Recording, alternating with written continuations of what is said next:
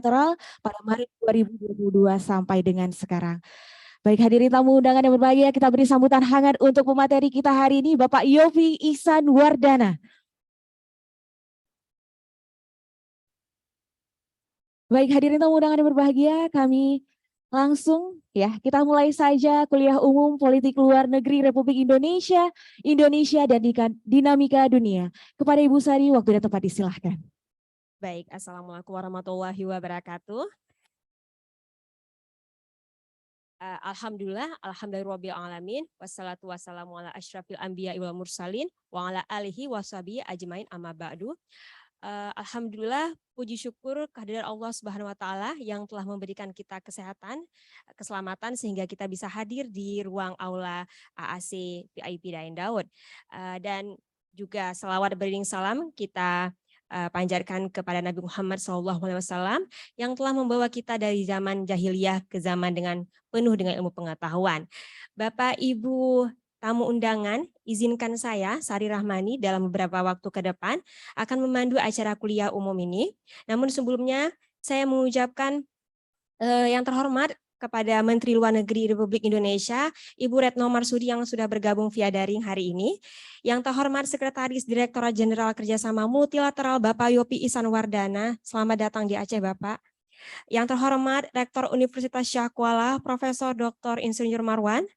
Yang kami hormati Ketua Senat, Sekretaris Senat, yang kami hormati para Wakil Rektor Universitas Syah Kuala, yang kami hormati Direktur Pascasarjana, yang kami hormati para Dekan Fakultas Selingkungan Universitas Syah Kuala, Ketua dan Kepala Lembaga, dan seluruh sivitas akademika di lingkungan Universitas Syah Kuala, dan seluruh mahasiswa-mahasiswi yang sudah bergabung di ruangan VIP AAC Dayan Daud hari ini. Baik, hari ini adik-adik mahasiswa semuanya, kita akan mendengarkan kuliah umum dengan tema Indonesia dan dinamika dunia yang akan disampaikan oleh Bapak Yofi Ihsan Wardana selaku Sekretaris Direktorat Jenderal Kerjasama Multilateral Kementerian Luar Negeri Republik Indonesia. Topik yang akan dibawakan adalah topik yang sangat menarik, mengingat dalam beberapa tahun terakhir dunia lebih tepatnya mengalami perubahan yang sangat besar. Jadi sebelum pandemi sebenarnya kita sudah digoncang dengan perang dagang Pak ya, antara Tiongkok dengan Amerika Serikat. Jadi belum selesai dengan perang dagang, sudah kita memasuki era masa pandemi. Kita berharap masa pandemi berakhir dan kita bisa memulihkan ekonomi, tetapi kemudian terjadi perang antara Ukraina dan Rusia yang menyebabkan krisis pangan di berbagai negara dan krisis energi yang cukup parah terutama di negara Eropa saat ini. Jadi Indonesia saya rasa punya peran yang sangat penting dalam dalam ikut serta menyelamatkan dunia. Dan di sini kita akan mendengarkan langsung dari Bapak Yofi Ihsan Wardana peran Indonesia apa saja yang dalam menyelamatkan dunia di kondisi yang tidak penuh dengan ketidakpastian ini. Langsung saja saya berikan kesempatan kepada Bapak Yofi Ihsan Wardana, Bapak, untuk menyampaikan kuliah umumnya. Kepada Bapak Yofi, saya persilahkan.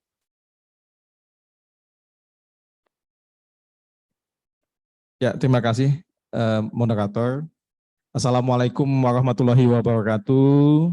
Selamat pagi, salam sejahtera, salam sehat semua. Salam merdeka dulu. Merdeka! Supaya semangat ya Pak ya.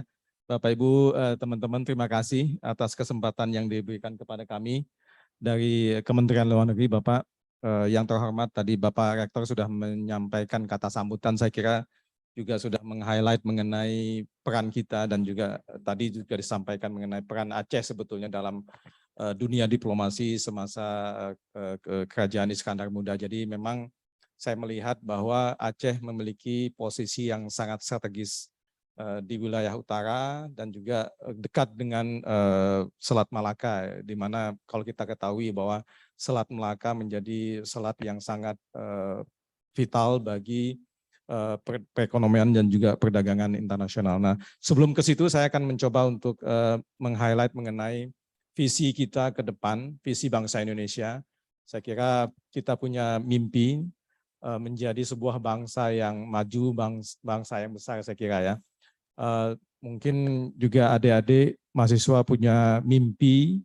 Siapa yang punya mimpi, punya cita-cita, mungkin saya bisa sampaikan cita-citalah setinggi langit, karena ada yang pernah dengar tidak apa yang dikatakan oleh istri salah satu presiden Amerika, Franklin Delano Roosevelt. Dia bilang begini, the future belongs to those who believe in the beauty of their dreams. Jadi adik-adik mahasiswa, mimpilah setinggi-tingginya, tapi mimpi itu perlu dilaksanakan dengan berbagai upaya untuk mencapai mimpi itu.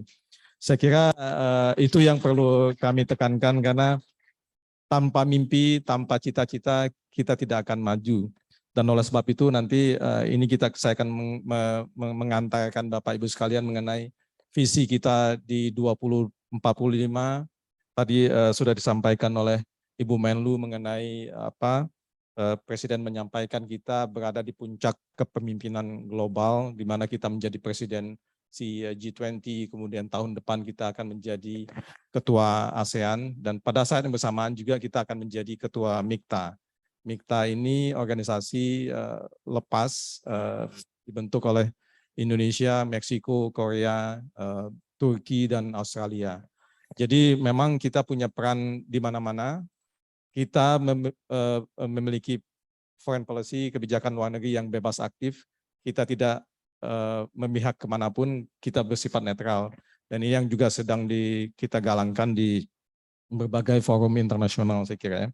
Jadi itu nanti 2045 kita akan menjadi cita-cita kita ingin menjadi pemimpin dunia, karena pada tahun 2045 satu abad perayaan kemerdekaan Indonesia. Jadi satu abad mendatang kita bercita-cita menjadi sebuah bangsa yang maju dengan kalau di banyak studi kajian kita disebut akan mencapai ekonomi terbesar keempat dunia. Kemudian dengan pendapatan per kapita 29.000 US dollar atau hampir close to 30.000 US dollar. Kemudian dengan bonus demografi usia produktif. Ada yang teman-teman mahasiswa ada yang tahu tidak maksud dari bonus demografi? Ada yang bisa ya coba?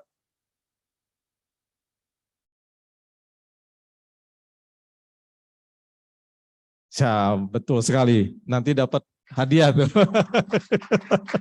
Bagus. Jadi memang benar bahwa bonus demografi harus kita gunakan sebaik-baiknya, kalau tidak kita akan terperangkap apa yang kita sebut dengan middle income trap gitu ya. Kita saat ini kan memang negara yang dianggap sebagai middle income, tapi kalau tidak menggunakan potensi 64% atau kalau kemarin saya baca BPS kita menyebutkan 67% usia produktif antara 15 sampai 64 tahun tidak kita gunakan, kita akan terperangkap di situasi middle income countries. Kita tidak akan lepas landas menjadi sebuah negara maju yang seperti dicita-citakan oleh pemimpin kita gitu ya. Jadi itu kalau kita kalikan 64% dari sekitar 297 juta, sekitar 200 juta orang Indonesia itu akan memasuki usia produktif. Dan kalau ini kita tidak memanfaatkan peran kita di dunia internasional, kita akan kehilangan momentum itu saya kira. Kemudian pada tahun 2045 juga apa yang kita sebut dengan the golden age of Indonesia, masa keemasan Indonesia, penduduk kita menjadi salah satu dengan 200 juta pasar terbesar di dunia. Tentu tadi juga disebutkan kita ingin menggunakan kesempatan itu untuk memiliki sumber daya manusia yang berkualitas. Dan saya kira salah satu peran yang dimiliki oleh universitas termasuk Universitas Surah Kuala ini adalah melahirkan semua sumber daya manusia yang people sebagai sumber manusia yang berkualitas. Unsiah sebagai Center of Excellence, saya kira perlu dikembangkan terus, dan kami dari Kementerian Luar Negeri sangat berbahagia khususnya dalam kesempatan ini untuk berbagi pengalaman. Mudah-mudahan lesson learn pengalaman kami yang sudah kami dapatkan di berbagai forum internasional dapat kami replikasi ke Bapak Ibu sekalian, terutama adik-adik. Dan tadi kemarin kami diskusi dengan Pak Effendi, mungkin di masa mendatang tadi juga sudah disebutkan oleh Pak Profesor membuka jurusan hubungan internasional. Tadi sudah kemarin diskusinya sudah ada jurusan politik, mudah-mudahan di jurusan politik di universitas ini juga ada mata kuliah Global Politics. Karena penting bukan hanya dari sisi Acehnya juga, tetapi juga nanti peran teman-teman Bapak Ibu sekalian untuk berkontribusi terhadap apa yang terjadi di dunia global, saya kira begitu ya. Mungkin bisa saya sharing bahwa ada beberapa senior-senior saya juga dari Aceh punya peran penting di Kemlu. Mungkin Bapak Ibu kenal dengan Pak Teuku Faizasyah. Beliau adalah juru bicara Kemenlu, pernah duta besar kita di Ottawa, dan sangat apa namanya dari sisi keilmuannya S3-nya di New Zealand. Jadi mungkin itu menjadi salah satu lesson learn, semangat yang bisa ditelurkan juga kepada adik-adik mahasiswa untuk mencapai ilmu, mengejar ilmu setinggi-tingginya untuk membantu Indonesia mencapai the golden age of Indonesia di tahun 2045. Oleh sebab itu kalau kita lihat kira-kira dengan usia adik-adik sekarang mungkin usianya berapa? 18, 19. Pada masa 2045 kan usia sangat produktif, 35 tahun, 40 tahun. Itu puncak-puncaknya karir Bapak Ibu sekalian, adik-adik sekalian. Oleh sebab itu mulai merancang dalam 5 tahun, 10 tahun ke depan, what I want to be. Seperti yang tadi sudah saya sampaikan, the future belongs to those who believe in the beauty of their dreams. Gitu. Jadi itu yang perlu kita lakukan. Dan Presiden Jokowi sendiri menyatakan bahwa di tangan pemuda negara ini akan maju. Dan oleh sebab itu kami dari Kementerian Luar Negeri selalu mengedepankan pentingnya peran pemuda. Kami ke berbagai provinsi untuk berbagi pengalaman, untuk menceritakan mengenai peran pentingnya pemuda ini. Bapak Ibu sekalian, teman-teman mahasiswi, saya ingin meng-highlight mengenai apa yang sudah disampaikan oleh Bu Menteri tadi, sedikit mengenai tantangan kita dalam mencapai the golden age of Indonesia tadi. Tentu kan punya tantangan yang kita hadapi, dinamika yang kita miliki, seperti tadi juga disampaikan mengenai pandemi. Kita sudah 2 tahun berjuang untuk mengatasi pandemi COVID-19, dan belum selesai pandemi, tiba-tiba perang di Ukraina, dan ini berdampak terhadap bukan hanya dari sisi global politics global, tetapi juga dari sisi domestik, karena juga implikasinya apa yang terjadi di dunia internasional, dia akan berdampak terhadap kepentingan negara. Misalnya dalam konflik Ukraina, harga-harga kita lihat minyak naik, kemudian harga pangan juga ikut naik, dan tentu ini kalau tidak dibarengi dengan upaya kita untuk mengatasi akan berdampak panjang bagi kepentingan nasional. Ini krisis ekonomi, krisis pangan, dan juga krisis keuangan akan di depan mata kita kalau kita tidak berupaya untuk mengatasi konflik ini. Kemudian tentu yang ketiga adalah perubahan iklim. Mungkin Bapak Ibu sekalian ikut juga mengamati dalam masa-masa berapa tahun terakhir, kalau saya dulu semasa-masa kecil kita bisa memprediksi bulan April, Oktober biasanya musim hujan, dan itu biasanya memang kita tahu musim, tapi sekarang tidak. Tahu hujan tiba-tiba di musim panas, musim hujan yang harusnya musim hujan kekeringan begitu ya. Jadi dampak ke perubahan iklim ini sangat nyata, dan khususnya bagi negara kepulauan seperti kita atau negara kepulauan kecil seperti di Vanuatu, Fiji, itu mereka akan terdampak sangat besar, mungkin bisa diprediksi akan tenggelam karena perubahan iklim dengan naiknya air laut.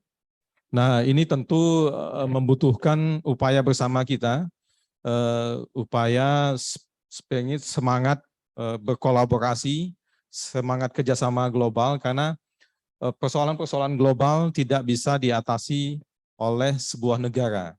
sekuat apapun negara itu. Amerika dengan kekuatan militer, dengan kekuatan ekonomi sangat powerful, tapi ketika menghadapi persoalan global tidak mampu juga. COVID-19 ketika menghantam Amerika habis-habisan dia. Minta bantuan juga ke negara lain, termasuk Indonesia, bersama-sama mengatasi persoalan global. Oleh sebab itu, there is no country, let alone Amerika Serikat yang akan mampu mengatasi kerjasama global ini. Jadi perlu kerjasama global, perlu mengedepankan pentingnya semangat kerjasama internasional. Tapi yang kita lihat, seperti tadi disampaikan Ibu Menlu, ternyata bertentangan.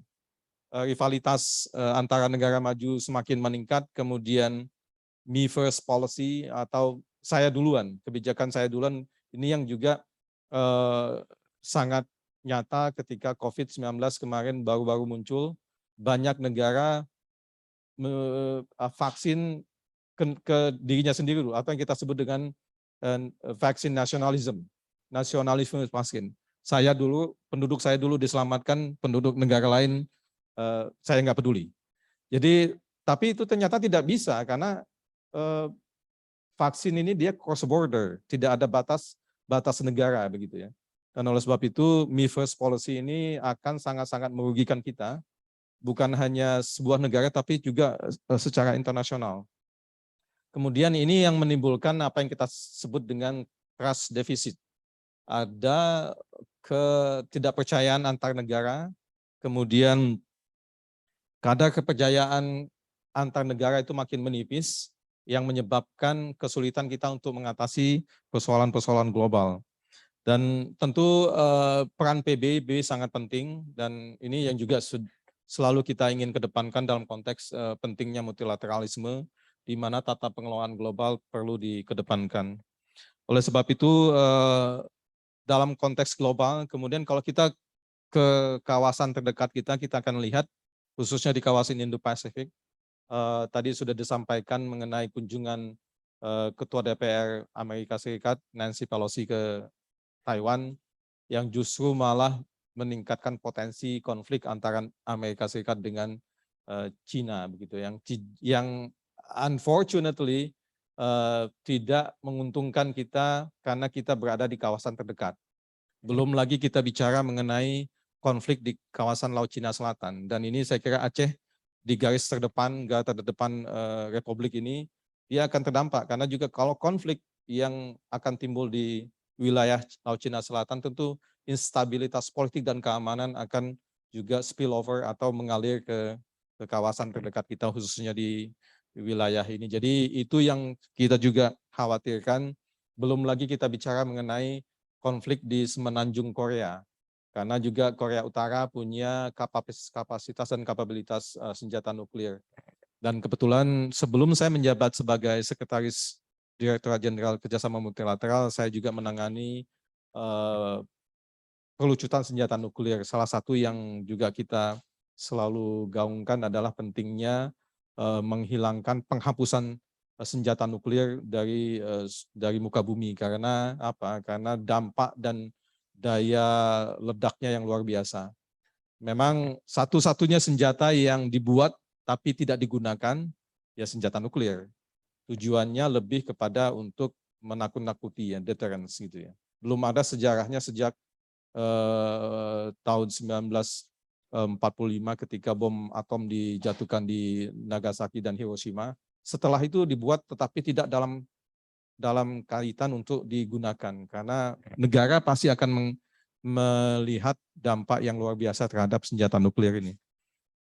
Nah itu saya kira mungkin itu kalau misalnya kita lihat tadi persoalan global yang kemudian persoalan regional tidak kita coba untuk kita selesaikan, ini akan berdampak bukan hanya ke kita tapi juga secara global. Secara spesifik misalnya kalau kita lihat dalam konteks regional, kerjasama kita dengan China, kemudian Korea Selatan dan Jepang, dari sisi perdagangan itu nilainya 177,1 miliar US dollar, atau 41% total neraca perdagangan Indonesia di kawasan. Nah kalau misalnya kemudian persoalan regional tadi tidak teratasi, ini akan berdampak terhadap perdagangan kita dengan negara-negara tersebut. Tentu juga pada akhirnya kesejahteraan kita, kemampuan kita untuk meningkatkan pertumbuhan ekonomi tidak akan tercapai, dan pada akhirnya upaya kita untuk mencapai the golden age of Indonesia di tahun 2045 juga akan sulit kita capai. Dan oleh sebab itu saya kira stabilitas politik keamanan global dan perdamaian di kawasan Indonesia menjadi kepentingan nasional kita yang sangat fundamental. Nah, dari sisi gambaran yang tadi saya sampaikan, mungkin saya akan sedikit meng-highlight mengenai peran politik luar negeri kita, foreign policy kita yang kita sebut dengan bebas aktif. Tapi by the way, mungkin perlu saya sampaikan bahwa diplomasi bukan hanya ranahnya diplomat.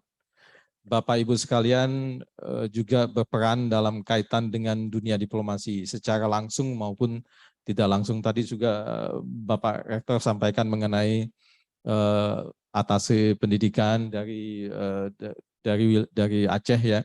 Jadi juga ikut berperan dalam dunia diplomasi, bukan hanya diplomat tetapi juga dosen, kemudian mahasiswa secara tidak langsung juga terlibat. Mungkin ada adik-adik yang ikut misalnya kompetisi ataupun model United Nations, itu kan juga bagian dari upaya untuk membantu pemerintah. Nah, memang politik luar negeri kita memang bebas aktif dan ini kita pertahankan sejak dahulu.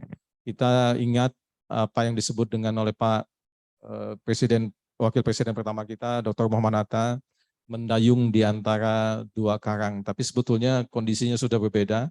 Kita mendayung di semua karang, begitu ya. Karena banyaknya negara yang terlibat, kemudian kepentingan nasional kita ada di mana-mana, dan oleh sebab itu kita ingin selalu mengedepankan hubungan baik dengan semua negara. Dan oleh sebab itu saya kira di tengah-tengah rivalitas dunia internasional, tadi yang sudah kami sampaikan, pentingnya kita menentukan sikap. Kita ada di mana? Kita tidak memihak negara A ataupun memihak negara B. Dan ini seperti yang sudah disampaikan tadi mengenai kunjungan Presiden kita ke Ukraina dan juga ke Rusia untuk mencari pola-pola format perdamaian yang dapat kita kontribusikan dalam kaitan dengan konflik Rusia dan Ukraina untuk juga kepentingan kita dan kepentingan nasional kita, juga secara langsung tidak langsung kepentingan global, kontribusi kita sebagai bagian dari masyarakat internasional untuk keamanan dan perdamaian global yang juga memang sebagai bagian dari amanat yang diberikan melalui pembukaan Undang-Undang Dasar tahun 1945. Saya kira itu. Kemudian yang terakhir saya ingin meng-highlight mengenai 3 hal yang terkait dengan diplomasi dan politik luar negeri kita di masa pandemi. Yang pertama bahwa kontribusi kita dalam kaitan dengan mengatasi krisis kesehatan global pandemi COVID-19. Kita tidak pernah membayangkan dampak dari COVID ini terhadap aspek kehidupan manusia. Dan dalam kaitan ini saya kira hampir 600 juta, kalau kita lihat data terakhir, hampir 600 juta orang terinfeksi, kemudian 6,5 juta orang meninggal dunia, belum lagi perbatasan ditutup karena COVID-19, dan juga interaksi manusia dibatasi untuk mengurangi dampak dari COVID-19. Nah, sejak awal mesin diplomasi Indonesia bergerak terus dalam kaitan untuk memenuhi kebutuhan peralatan medis, kemudian menyutarakan kesetaraan akses, karena memang kita tahu sejak awal COVID-19 banyak negara menutup akses terhadap vaksin. Ini yang kita selalu galang-galangkan baik dari sisi kerjasama bilateral maupun kerjasama multilateral untuk mendapatkan akses bagi penduduk Indonesia terhadap vaksin. Dan sebagai catatan bahwa melalui diplomasi ini kita sudah bisa mendapatkan sekitar hampir 1,5 miliar dosis vaksin, dan baik melalui kerjasama skema multilateral maupun bilateral. Dari 1,5 miliar dosis vaksin tersebut, hampir 25 atau 26%-nya itu gratis kita dapatkan. Jadi ini melalui kerjasama kita dan juga peran Menteri Luar Negeri sebagai salah satu wakil ketua COVAX atau eh, Cooperation on Vaccine untuk menyuarakan akses vaksin kita di dalam WHO. Nah, melalui COVAX ini hampir 1,35 miliar dosis vaksin sudah disebarkan kepada 92 negara secara gratis antara periode 2021 sampai 2022.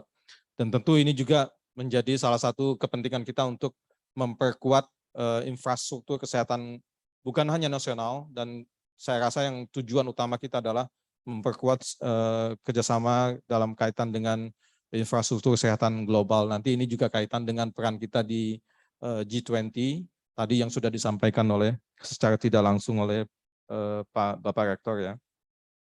Nah, yang kedua adalah dalam kaitan dengan kontribusi kita terhadap diplomasi, perdamaian, dan kemanusiaan. Nah, salah satunya bukan hanya Afghanistan, tetapi juga dalam kaitan dengan Palestina. Palestina ini menjadi salah satu lifeline atau bagian penting dari diplomasi kita selama isu Palestina masih belum merdeka. Jadi ini memang kita perjuangkan di seluruh forum internasional untuk membantu rakyat Palestina merdeka dari penjajahan Israel. Jadi mungkin itu. Kemudian yang kedua terkait dengan kontribusi kemanusiaan bagi Afghanistan. Saya ingat, mungkin Bapak Ibu sekalian, adik-adik ingat di tahun 2015, ini saya ingin mengaitkan dengan peran Aceh saya kira dalam kaitan dengan diplomasi kemanusiaan. Di tahun 2015 terjadi krisis kemanusiaan ketika junta militer melakukan penyerangan ke wilayah Rakhine State ya. Dan kemudian banyak pengungsi Rohingya turun ke bawah melalui Laut Andaman Sea. Waktu itu saya masih menjadi Kasubdit kemanusiaan. Dan saya ingat betul Wakil Presiden Yusuf Kala kemudian memerintahkan kita terima dengan alasan kemanusiaan. Kemudian masuklah pengungsi itu wilayah Aceh, saya kira ya di wilayah di Lok Sumawi kalau tidak salah ingat. Jadi memang dengan kaitan itu saya merasa bahwa ketika saya datang kemarin, luar biasa sambutan hospitality rakyat Aceh dengan apa namanya penduduk luar begitu, termasuk juga penduduk asing. Jadi mungkin ini menjadi salah satu yang bisa kita sampaikan ke dunia luar bahwa Indonesia dari sisi kemanusiaannya sangat tinggi. Jadi itu termasuk juga dalam kaitan dengan kontribusi kemanusiaan bagi penyelesaian konflik di Afghanistan. Nah, yang kedua adalah kaitan juga dengan upaya untuk mendorong penyelesaian konflik di Ukraina untuk tadi supaya juga rantai pasok kemudian rantai makanan tidak terhambat. Dan kunjungan Presiden ke Ukraina di bulan Juli kemarin, 29 Juli dan 30 Juli bertemu dengan Presiden Putin memang dalam upaya untuk mengirimkan pesan perdamaian dan pentingnya untuk menyelamatkan rantai pasok makanan dan pupuk saya kira. Dan dalam kaitan ini Indonesia merupakan satu-satunya negara berkembang yang mencoba untuk berperan dalam penyelesaian konflik di kedua negara. Kemudian dalam kaitan dengan upaya untuk mengatasi krisis pangan ini memang kita juga berperan aktif dan alhamdulillah sudah dicapai kesepakatan apa yang disebut dengan Black Sea Grain Initiative untuk di mana ekspor gandum dari Black Sea, kalau kita ketahui Ukraina itu merupakan salah satu negara utama pengekspor produk gandum, dan ketika konflik stop, dan ini ternyata berdampak terhadap pasokan gandum ke berbagai negara. Itu kemudian yang terakhir saya kira ini dalam kaitan dengan upaya di kawasan terdekat kita, mendorong penyelesaian krisis di Myanmar melalui peran kita di ASEAN, meskipun telah tercapai apa yang disebut dengan 5-point consensus, salah satunya menghentikan kekerasan, kemudian pentingnya dialog antara negara, kemudian bantuan kemanusiaan, tetapi dalam masa-masa terakhir ini tampaknya hal tersebut tidak berjalan dengan sangat signifikan dalam upaya mendorong pemerintah Myanmar, junta militer untuk mengimplementasikan apa yang disepakati oleh para pemimpin ASEAN. Dan ketiga, saya kira terakhir ini adalah kaitan kita untuk mendorong peran penting Indonesia dalam pemulihan ekonomi dunia pasca pandemi melalui keketuaan kita di presidensi G20. Ada 3 tema yang kita ingin kedepankan. Yang pertama adalah penguatan arsitektur ketahanan kesehatan global. Pandemi mengajarkan bahwa tidak ada kesehatan global tanpa kerjasama global. Dan oleh sebab itu ini penting supaya krisis kesehatan yang dapat menyebabkan keterpurukan terhadap ekonomi dalam waktu singkat dapat diatasi. Kemudian yang kedua, ini tadi juga sudah di-highlight mengenai pentingnya digital transformation. Banyak negara sudah mengarah ke situ. Saya kira mungkin nanti mudah-mudahan Universitas Syah Kuala sudah juga mengarah ke sana pentingnya digital transformasi digital untuk membantu menyiapkan sumber daya manusia yang dapat mencapai visi misi Indonesia emas di tahun 2045. Dan saya kira ini transformasi digital ini juga penting dalam kaitan untuk mendorong upaya membantu UMKM kita dalam perekonomian nasional. Yang terakhir adalah dalam kaitan dengan transisi energi yang berkelanjutan. Dan kalau Bapak Ibu mungkin tahu bahwa di tahun 2060 kita akan mencoba untuk mencapai apa yang kita sebut dengan net zero emisi. Emisi yang melalui transisi ekonomi, energi, renewable energy, dan energi terbarukan.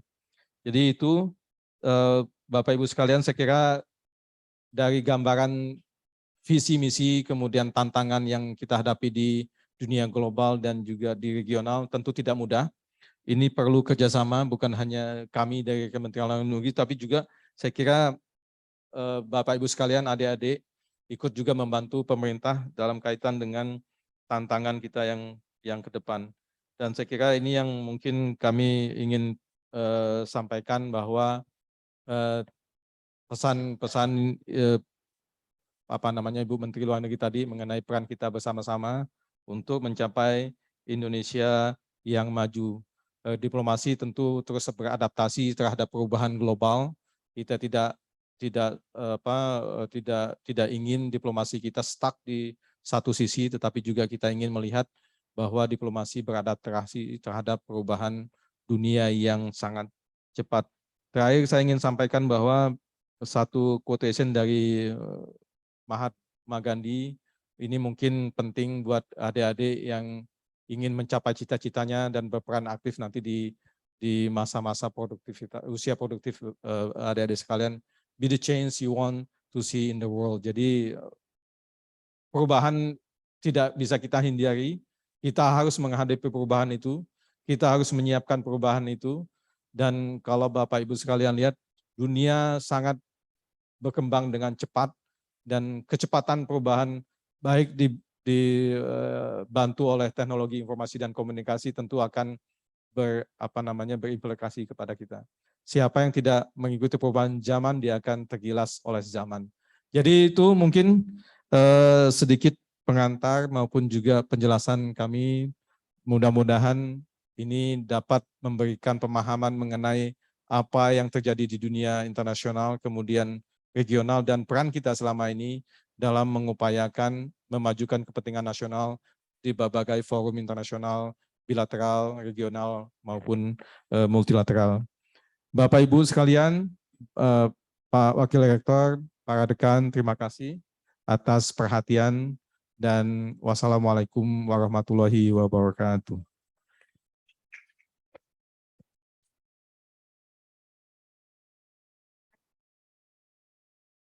Terima kasih Bapak Yopi Ihsanwardana atas pemaparan materi terkait dengan Indonesia dan dinamika dunia. Baik, saya akan sedikit menyimpulkan apa yang telah disampaikan oleh Bapak Yopi Ihsanwardana.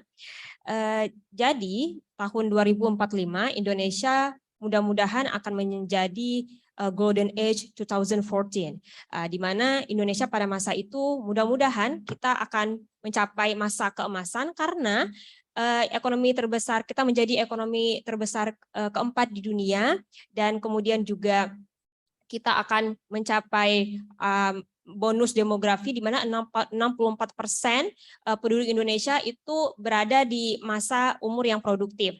Selain itu juga kita menjadi salah satu pasar terbesar di dunia. Jadi sebenarnya ini adalah masa-masa yang akan kita tunggu dari sekarang.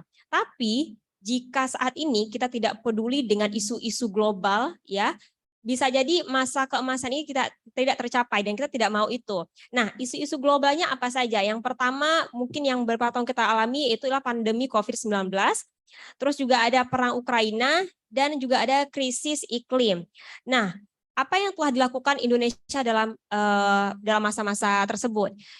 Kementerian Luar Negeri itu telah berusaha melakukan politik bebas aktif dengan melakukan beberapa hal. Beberapa hal tersebut ya yang telah dilakukan, pertama adalah kerjasama dalam mencapai pemerataan vaksin di seluruh dunia. Jadi saya ingat waktu awal-awal COVID-19 banyak negara yang seperti meremehkan Indonesia. Kita seperti akan terpuruk seperti itu. Alhamdulillah Indonesia termasuk dalam negara yang sangat bisa sangat bisa melalui masa COVID-19 dengan baik dibandingkan dengan negara-negara yang lain. Salah satunya adalah karena vaksin, ya, kita mampu mendapatkan vaksin lebih cepat daripada negara-negara lainnya. Jadi ini saya rasa pasti juga ada kaitannya dengan kekuatan diplomasi yang dilakukan oleh para pemimpin di negeri kita.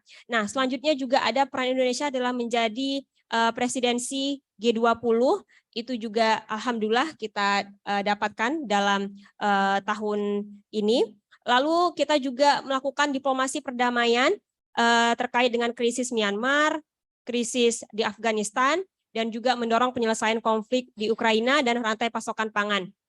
Jadi adik-adik dan para tamu undangan dan adik-adik mahasiswa, saya ingin menginformasikan pada saat ini di Eropa itu sedang terjadi krisis energi dan pangan. Nah, terutama energi. Jadi mereka sekarang itu sedang dalam masa kekhawatiran karena akan memasuki musim dingin, yang mana mereka membutuhkan heater, ya, pemanas dalam musim dingin. Namun negara-negara di Eropa itu kesulitan untuk mendapatkan energi, dan luar biasa alhamdulillah Indonesia bisa, walaupun dalam ekonomi global yang tidak stabil, kita masih bisa pakai listrik, Pak, ya. Kita masih bisa pakai listrik, BBM kita masih sangat relatif murah dibandingkan dengan harga minyak global di tempat lain. Jadi luar biasa apa yang telah pencapaian ini saja dengan tengah kondisi ekonomi yang tidak stabil, menurut saya adalah salah satu pencapaian yang sudah luar biasa. Nah, selain itu juga untuk kedepannya, ya, ada beberapa hal yang perlu kita juga aware agar bisa kita terus melakukan kerjasama global, yaitu terkait dengan global health architecture, digital transformation, dan juga sustainable energy transition. Nah, mudah-mudahan adik-adik generasi Z, kalian bisa lebih aware dengan yang namanya digital, karena kedepannya kita juga akan menjadi dunia yang bertransformasi ke dunia digital. Sekian, ya, itu beberapa kesimpulan yang bisa saya simpulkan. Sekarang kita akan memasuki sesi tanya jawab, Pak Yopi. Ya, kita akan buka 3 pertanyaan terlebih dahulu. Silahkan kepada para tamu undangan yang ingin bertanya, saya persilahkan. Oke, saya persilahkan Bapak yang di depan terlebih dahulu. Terus ya Bapak satu, yang kedua, dan yang ketiga adik yang di belakang yang pakai yang masker hitam, ya, yang masker hitam. Ya, kamu itu, ya. Kita persilahkan Bapak, Ibu Nurul. Saya persilahkan Bapak ini. Silahkan, Pak. Bismillahirrahmanirrahim. Assalamualaikum warahmatullahi wabarakatuh. Perkenalkan, saya Nasrullah Zaini, Wakil Dekan 1 Fakultas MIPA USK. Pertama sekali saya ucapkan terima kasih banyak kepada Pak Yopi atas sharing knowledge and very valuable information for us. Pak Yopi sangat menarik paparannya dan kami dapat informasi yang sangat berharga pada pagi yang berbahagia ini. masih dalam semangat ulang tahun Republik Indonesia ke-77, menurut saya sebuah usia yang sudah sangat matang, Pak ya. Namun kita juga ingat amanah undang-undang, semoga bukan hanya slogan semata, di mana tanah, air, dan kekayaan yang dikandungnya adalah untuk kesejahteraan seluruh rakyat Indonesia. Tadi Bapak sudah memaparkan dan juga Ibu Moderator mengulang kembali, di mana ada 3 komponen esensial yang harus kita jaga baik-baik untuk seluruh kesejahteraan rakyat Indonesia, di mana air, pangan, dan energi itu merupakan kekuatan, kedaulatan bangsa kita. Namun hari ini, saya mohon maaf nih Pak, mungkin mohon pandangannya nanti. Hari ini kita agak sedikit miris nih Pak. Tanah memang kita miliki Pak. Mungkin hanya sebatas kenangan ya. Air kita miliki. Tapi juga akses kita terhadap sumber-sumber kekayaan alam dan energi itu sudah sangat jauh dari yang kita harapkan dan dari amanah undang-undang. Nah, di sini bagaimana pemerintah dalam ini Kementerian Luar Negeri dalam mendiplomasi mempertahankan sumber kekayaan alam ini. Saya memberi sedikit gambaran Pak ya, ketika saya sekolah di Belanda, saya melihat dengan hati yang menurut saya mereka itu memang bagian pernah menjajah kita gitu. Kekayaan alam kita, harta pusaka kita itu tersimpan dengan rapi. Di satu sisi saya bangga mereka menyimpannya dengan baik. Dan belum tentu kalau ada di negeri kita naskah itu masih bisa kita lihat secara utuh. Namun alangkah sedihnya begitu lama mereka menjajah kita, ya. Tapi apa kontribusi yang nyata terhadap pembangunan negeri ini gitu ya. Mohon maaf walaupun pembimbing saya, promotor saya orang sana dan bapak angkatnya orang Sabang, itu beliau cerita panjang lebar dengan saya gitu. Ya. Jadi kita melihat produk-produk pertanian yang masuk ke Belanda atau ke Benelux itu, Belgia dan tetangganya satu lagi, itu kebanyakannya dari Thailand gitu. Saya sempat ngobrol-ngobrol satu waktu dengan atase perdagangan kita Pak ya, di Kedubes Belanda. Beliau mengatakan ada something wrong terhadap produk pertanian kita, ada lobby-lobby kita yang mungkin dalam tanda kutip belum optimal Pak ya. Sehingga produk-produk kita yang hari ini masyarakat kita memproduksi tapi susah memasarkannya gitu. Makanya sekali lagi mohon maaf Pak, mungkin ini hanya pandangan saya, mungkin salah. Mohon pencerahan dari Bapak, bagaimana 3 komponen utama tadi memang kita jadi tuannya bukan penonton di negeri sendiri Pak. Terima kasih. Assalamualaikum warahmatullahi wabarakatuh.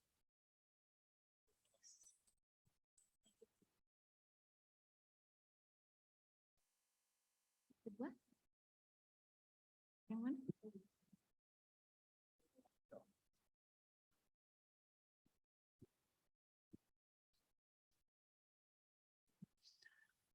Assalamualaikum warahmatullahi wabarakatuh. Saya Irfan Zikri, mewakili Dekan Fakultas Pertanian. Pak Yopi, selamat pagi Pak Yopi, selamat datang di Aceh. Saya memang saat ini staf pengajar di Fakultas Pertanian Pak. Tetapi pengalaman saya ketika saya sekolah S2 dan S3 di Jepang di bagian International Cooperation Studies, di mana teman-teman saya rata-rata dari Kementerian Keuangan dan Kementerian Luar Negeri Pak. Mereka rata-rata background-nya adalah HI semuanya. Jadi ini membuat saya kemudian awareness terhadap hubungan internasional dan juga diplomasi itu menjadi sangat tinggi sekali. Nah, tadi saya juga dari latar belakang itu kemudian mencari tahu berbagai macam agenda diplomasi yang dijalankan oleh pemerintah kita, terutama dari beberapa pemaparan yang disampaikan oleh Kementerian Luar Negeri. Misalnya kita mendapatkan ada beberapa prioritas dari sisi diplomasi. Misalnya adalah diplomasi dalam hal kesehatan, tadi sudah dipaparkan juga, diplomasi dari sisi ekonomi, diplomasi dari kedaulatan, dan juga diplomasi dari sisi perlindungan terhadap warga negara. Tadi sudah disebutkan, ada dijelaskan sekilas. Nah, tadi juga disebutkan tentang politik bebas aktif kita. Apakah ini kembali pertanyaannya masih relevan? Sementara pada kondisi saat ini kita melihat misalnya China dengan Amerika. Nah, di mana posisi kita Pak? Bagaimana kemudian kita bisa memanfaatkan kompetisi antara China dengan Amerika ini untuk kebutuhan pragmatis kita misalnya, atau untuk kebutuhan politis kita? Nah, ini kan satu hal yang harus kemudian kita stand up, kita harus berdiri pada satu posisi untuk memposisikan diri kita ada di mana. sehingga kita bisa memanfaatkan kompetisi yang terjadi antara China dan Amerika.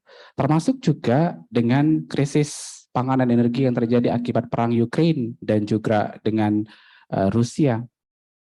Walaupun tadi sudah disimpulkan bahwa Indonesia bisa mengambil benefit dari situ, bagaimana kemudian kita mengambil posisi untuk dari sisi diplomasi kedaulatan dan juga diplomasi dari sisi ekonominya kita bisa mengambil peran.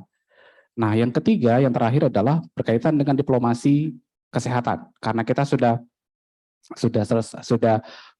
hampir keluar dari krisis kesehatan COVID-19. Nah, persoalannya adalah ini kan kita harus memastikan bahwa program pemerintah untuk memastikan vaksin itu bisa, kita berdaulat dalam hal vaksin bisa mencapai angka vaksinasi yang tinggi.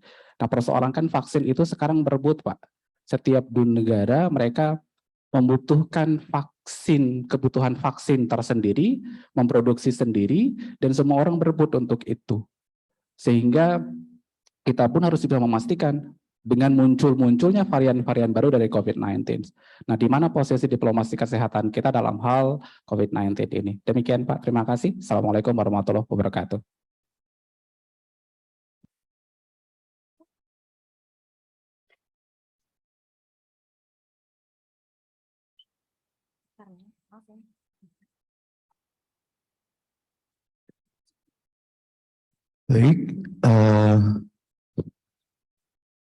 Baik, saya mahasiswa Fakultas Ilmu Sosial dan Ilmu Politik, Muhammad Hafiz Aulia, dari program studi Ilmu Politik. Jadi yang ingin saya tanyakan Bapak, saya sempat berdiskusi dengan teman saya, rekan saya, terkait sebenarnya Indonesia ini kan memiliki kedutaan atau konsulat jenderal di berbagai negara. Akan tetapi, kita sangat jarang mendengar informasi tentang potensi kerjasama ekonomi yang bisa digarap pada setiap negara tersebut. Dengan kata lain, kita ingin mendapatkan informasi tentang barang atau komoditas apa saja yang berpotensi untuk dijadikan sebagai komoditas ekspor bagi Indonesia. Jika informasi ini bisa diumumkan dan diketahui secara luas oleh seluruh rakyat Indonesia, saya rasa semua orang akan mempersiapkan diri untuk mengirimkan komoditas-komoditas yang bernilai ke luar negeri, sehingga akan ditambah devisa negara, Jadi apakah memungkinkan Bapak, jika potensi ekspor ini didata satu persatu untuk setiap negara yang ada perwakilan atau kedutaan di Indonesia tersebut? Maksud saya, perwakilan di Indonesia. Dan bukankah ini juga sesuai dengan tema Project G20 kita saat ini, yakni Recovery Together, Recovery Stronger? Karena setahu saya, tidak hanya bagi global, bukankah ini juga begitu penting bagi internal kita, sesuai dengan pernyataan Bapak tadi, kepentingan Indonesia sangat utama. Demikian dari saya, terima kasih. Baik, Bapak Yopi, saya akan persilahkan kepada Bapak untuk menjawab pertanyaan. Terima kasih. Pertanyaannya sangat-sangat berkualitas sekali ya, substansi sekali. Saya akan coba dulu pertanyaan ketiga, menjawab pertanyaan ketiga. Mungkin ini memang menjadi salah satu PR kami Pak ya, terkait dengan database dan sebetulnya di masing-masing kedutaan dan konsulat itu juga mereka menerbitkan apa yang disebut dengan market intelligence sebetulnya. Isinya produk-produk yang bisa kita perjuangkan, yang bisa kita pasarkan di masing-masing negara. Persoalannya memang kemudian adalah database ini belum tersosialisasikan ke daerah-daerah saya kira ya. Saya ingat betul bahwa ketika saya bertugas di Yunani, kita itu mengeluarkan setiap 3 bulan mengenai produk-produk apa yang bisa kita jual di pasar Eropa Selatan ya Pak. Karena juga waktu itu memang Dubes kami mencoba untuk membuka hub untuk wilayah Eropa Selatan. Karena selama ini produk itu selalu masuk melalui Rotterdam, pelabuhan Rotterdam, melalui kawasan Mesir ya, pelabuhan Alexander, kemudian dia ke Eropa Utara. Tetapi kemudian dari kajian yang kami lakukan pada saat itu, sebetulnya untuk wilayah Eropa Selatan dan Balkan itu lebih murah melalui Mesir, karena biasanya kan dari Asia dia ke Mesir, kemudian Mesir ke Rotterdam, baru nanti produknya itu kemudian disperse ke wilayah-wilayah Eropa. Nah, kalau melalui Rotterdam itu biasanya seminggu 2 minggu baru sampai ke wilayah itu. Tetapi melalui Yunani, pelabuhan Piraeus itu bisa 2-3 hari sampai. Dan ini yang kemudian dilakukan oleh pemerintah Cina ketika Yunani krisis, minta bantuan ke Cina, dia beli itu pelabuhan Piraeus untuk masuk produk-produk Cina. Dan ketika kami masuk di tahun 2017, ketika puncak-puncaknya krisis ekonomi di Yunani, itu banyak produk-produk Cina masuk melalui pelabuhan Yunani, kemudian menyebar ke wilayah Balkan, atau yang ini bagian menjadi salah satu bagian strategi dari Cina melalui One Belt Road Initiative itu tadi, obor ya. Ini mungkin salah satu juga yang PR kami mungkin saya kira dari kaitan untuk menyampaikan informasi, mendiseminasikan informasi database yang sebetulnya sudah dilakukan oleh teman-teman di KBRI maupun di Konsulat Jenderal melalui majalah maupun produk-produk dalam bentuk sebetulnya juga sudah ada produk digitalnya, cuman memang belum tersosialisasikan ke daerah. Saya kira ya ini nanti mungkin satu catatan yang ingin kami highlight, nanti akan kami sampaikan ke teman-teman khususnya di Direktorat Jenderal Asia Pasifik, kemudian Direktorat Jenderal Amerika Eropa, untuk juga mensosialisasikan mengenai produk-produk yang sudah diidentifikasi apa yang bisa kita jual di pasar internasional. Ini saya kira mungkin itu terkait dengan pertanyaan Mas Hafiz Sazi mengenai produk apa yang potensi bisa kita kerjasamakan dengan berbagai negara. Nah, terkait dengan pertanyaan Bapak dari Fakultas Pertanian, saya kira betul bahwa dalam beberapa tahun terakhir ini kan kita memang mencoba untuk meningkatkan peran kita dalam kaitan dengan pertama yang terkaitan dengan khususnya kesehatan ya. Kalau Bapak Ibu ingat bahwa seperti yang kami gambarkan tadi, kita menjadi anggota COVAX Facility, kemudian kita menjadi anggota CEPI barusan 23 bulan yang lalu kita kontribusi, kita akan mencoba untuk berkontribusi sekitar $5 juta untuk mendapatkan fasilitas vaksin dalam kaitan dengan pengembangan vaksin di kita sendiri melalui kerjasama di CEPI. CEPI ini merupakan koalisi antar pemerintah, kemudian pengusaha, filantropis dalam mengembangkan vaksin khususnya dalam kaitan untuk menghadapi pandemi di masa depan. Karena kalau Bapak Ibu lihat pandemi yang berdampak secara global itu biasanya rentang waktunya 100-an tahun. Tahun 1919 itu ada yang namanya Spanish flu. Kemudian dalam masa 100 tahun kemudian COVID-19 muncul kembali. Dan dalam masa-masa itu meskipun sudah ada upaya-upaya kerjasama internasional, tetapi tampaknya banyak negara belum belajar bagaimana berupaya untuk mengatasi pandemi di masa depan yang kita tidak tahu apa yang akan terjadi, khususnya dalam kaitan dengan varian-varian baru dari berbagai vaksin ataupun kesehatan global ya. Saya kira ini yang juga kita selalu kedepankan, pentingnya peran kita di berbagai forum baik melalui mekanisme bilateral. Dalam kaitan dengan mekanisme bilateral misalnya kita juga kerjasama dengan Australia untuk mendapatkan vaksin itu, kemudian dalam kaitan dengan skema multilateral khususnya melalui WHO, kita juga terlibat aktif di situ. Dan dalam minggu-minggu ke depan ini pemerintah juga akan terlibat aktif di dalam namanya Global Fund. Global Fund ini salah satunya kita akan berkontribusi di situ, dan mungkin Pak Jokowi akan mengumumkan kontribusi yang akan kita sampaikan di dalam Global Fund untuk mendapatkan akses pengembangan kapasitas kita dalam pengembangan vaksin di dalam negeri, khususnya melalui Bio Farma ya.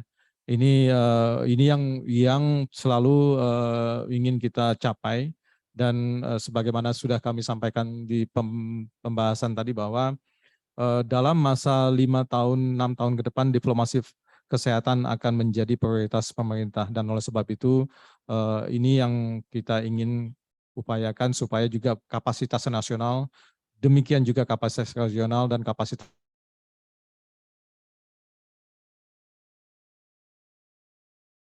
Itu yang terkait dengan diplomasi kita di dalam isu kesehatan. Posisi kita akan selalu aktif di berbagai forum untuk mengedepankan upaya mencapai kepentingan nasional Indonesia di dalam bidang kesehatan. Dan kemarin kita juga saat ini sedang dalam upaya dengan Kementerian Kesehatan mencoba untuk membuat sebuah aturan nasional, aturan Perpres yang memberikan aturan hukum, landasan hukum bagi Kementerian Kesehatan untuk juga aktif di dalam diplomasi kesehatan. Itu yang kedua. Yang terkait dengan politik luar negeri bebas aktif, saya kira ini kita akan selalu berpedoman pada politik luar negeri bebas aktif, akan selalu relevan. Kita tidak ingin terseret-seret dalam kepentingan negara lain yang akan mencoba untuk membawa kita masuk di dalam kelompok mereka, misalnya begitu ya. Dan ini yang selalu kita jaga, peran kita di dalam gerakan GNB untuk mengupayakan supaya kepentingan nasional Indonesia tidak terimplikasi dari bergabungnya kita dengan negara lain. Mungkin Bapak Ibu ingat bahwa dalam masa-masa awal ketika konflik Ukraina, kita dicoba untuk terseret-seret dalam pertarungan antara Ukraina dan Rusia. Padahal sebetulnya kepentingan nasional kita ada di dua tempat itu. Kita tidak ingin misalnya dalam kaitan kita dengan Rusia, kita kemudian berkonflik dengan Rusia karena kita ikut bersama-sama dengan negara-negara Barat untuk Rusia begitu ya. Karena juga ada kepentingan perlindungan warga negara kita di dalam konteks dengan Rusia atau perlindungan warga negara kita dalam konteks dengan Ukraina. Nah, dalam kaitan dengan perlindungan misalnya ketika krisis ini muncul awal di bulan-bulan Februari-Maret, kita berupaya untuk mengevakuasi warga kita melalui jalur selatan. Dan ini tentu perlu kerjasama dengan Ukraina, tidak mungkin kita akan memihak kepada Rusia. Jadi posisi-posisi yang selama ini selalu kita pegang adalah kepentingan nasional kita, mungkin dalam kaitan dengan hubungan internasional yang selalu ingin kami tekankan adalah bahwa dalam dunia politik there is no tidak ada teman yang abadi dan tidak ada lawan yang abadi, yang adalah kepentingan nasional. Jadi kepentingan nasional ini yang mendrive foreign policy kita. Kita selalu berpandangan bahwa netralitas itu yang akan menyelamatkan kepentingan nasional kita once it comes to conflict in many other areas gitu. Jadi ini selalu relevan dan guidance yang kita miliki adalah bahwa kita selalu melihat negara-negara lain juga memiliki kepentingan nasional yang tentu akan beririsan juga dengan kepentingan nasional kita. Dan dalam sisi ini mungkin seperti yang Bapak sampaikan tadi bahwa dalam kompetisi selalu ada sisi pragmatis. Tapi yang kita lihat bahkan sisi pragmatisnya tapi juga kehadiran kepentingan nasional kita vis-a-vis kepentingan kompetisi strategis itu. Nah, dalam krisis pangan misalnya kita terlibat dalam upaya untuk memastikan bahwa rantai pasok yang terimplikasi dari konflik Ukraina ini tidak berimplikasi ke bukan hanya dari sisi global tapi juga nasional. Tadi sudah kami jelaskan mengenai peran kita dalam kaitan untuk membuka akses ekspor gandum melalui Laut Hitam. Black Sea Grain Initiative itu merupakan salah satu juga kita bukan aktif di situ, dan bulan Juli kemarin akhirnya disepakati Rusia memberikan izin ekspor gandum dapat dilakukan melalui jalur Laut Hitam, dan ini saya kira juga upaya untuk membuka keran-keran yang tertutup akibat konflik yang terjadi di berbagai kawasan. Saya kira itu.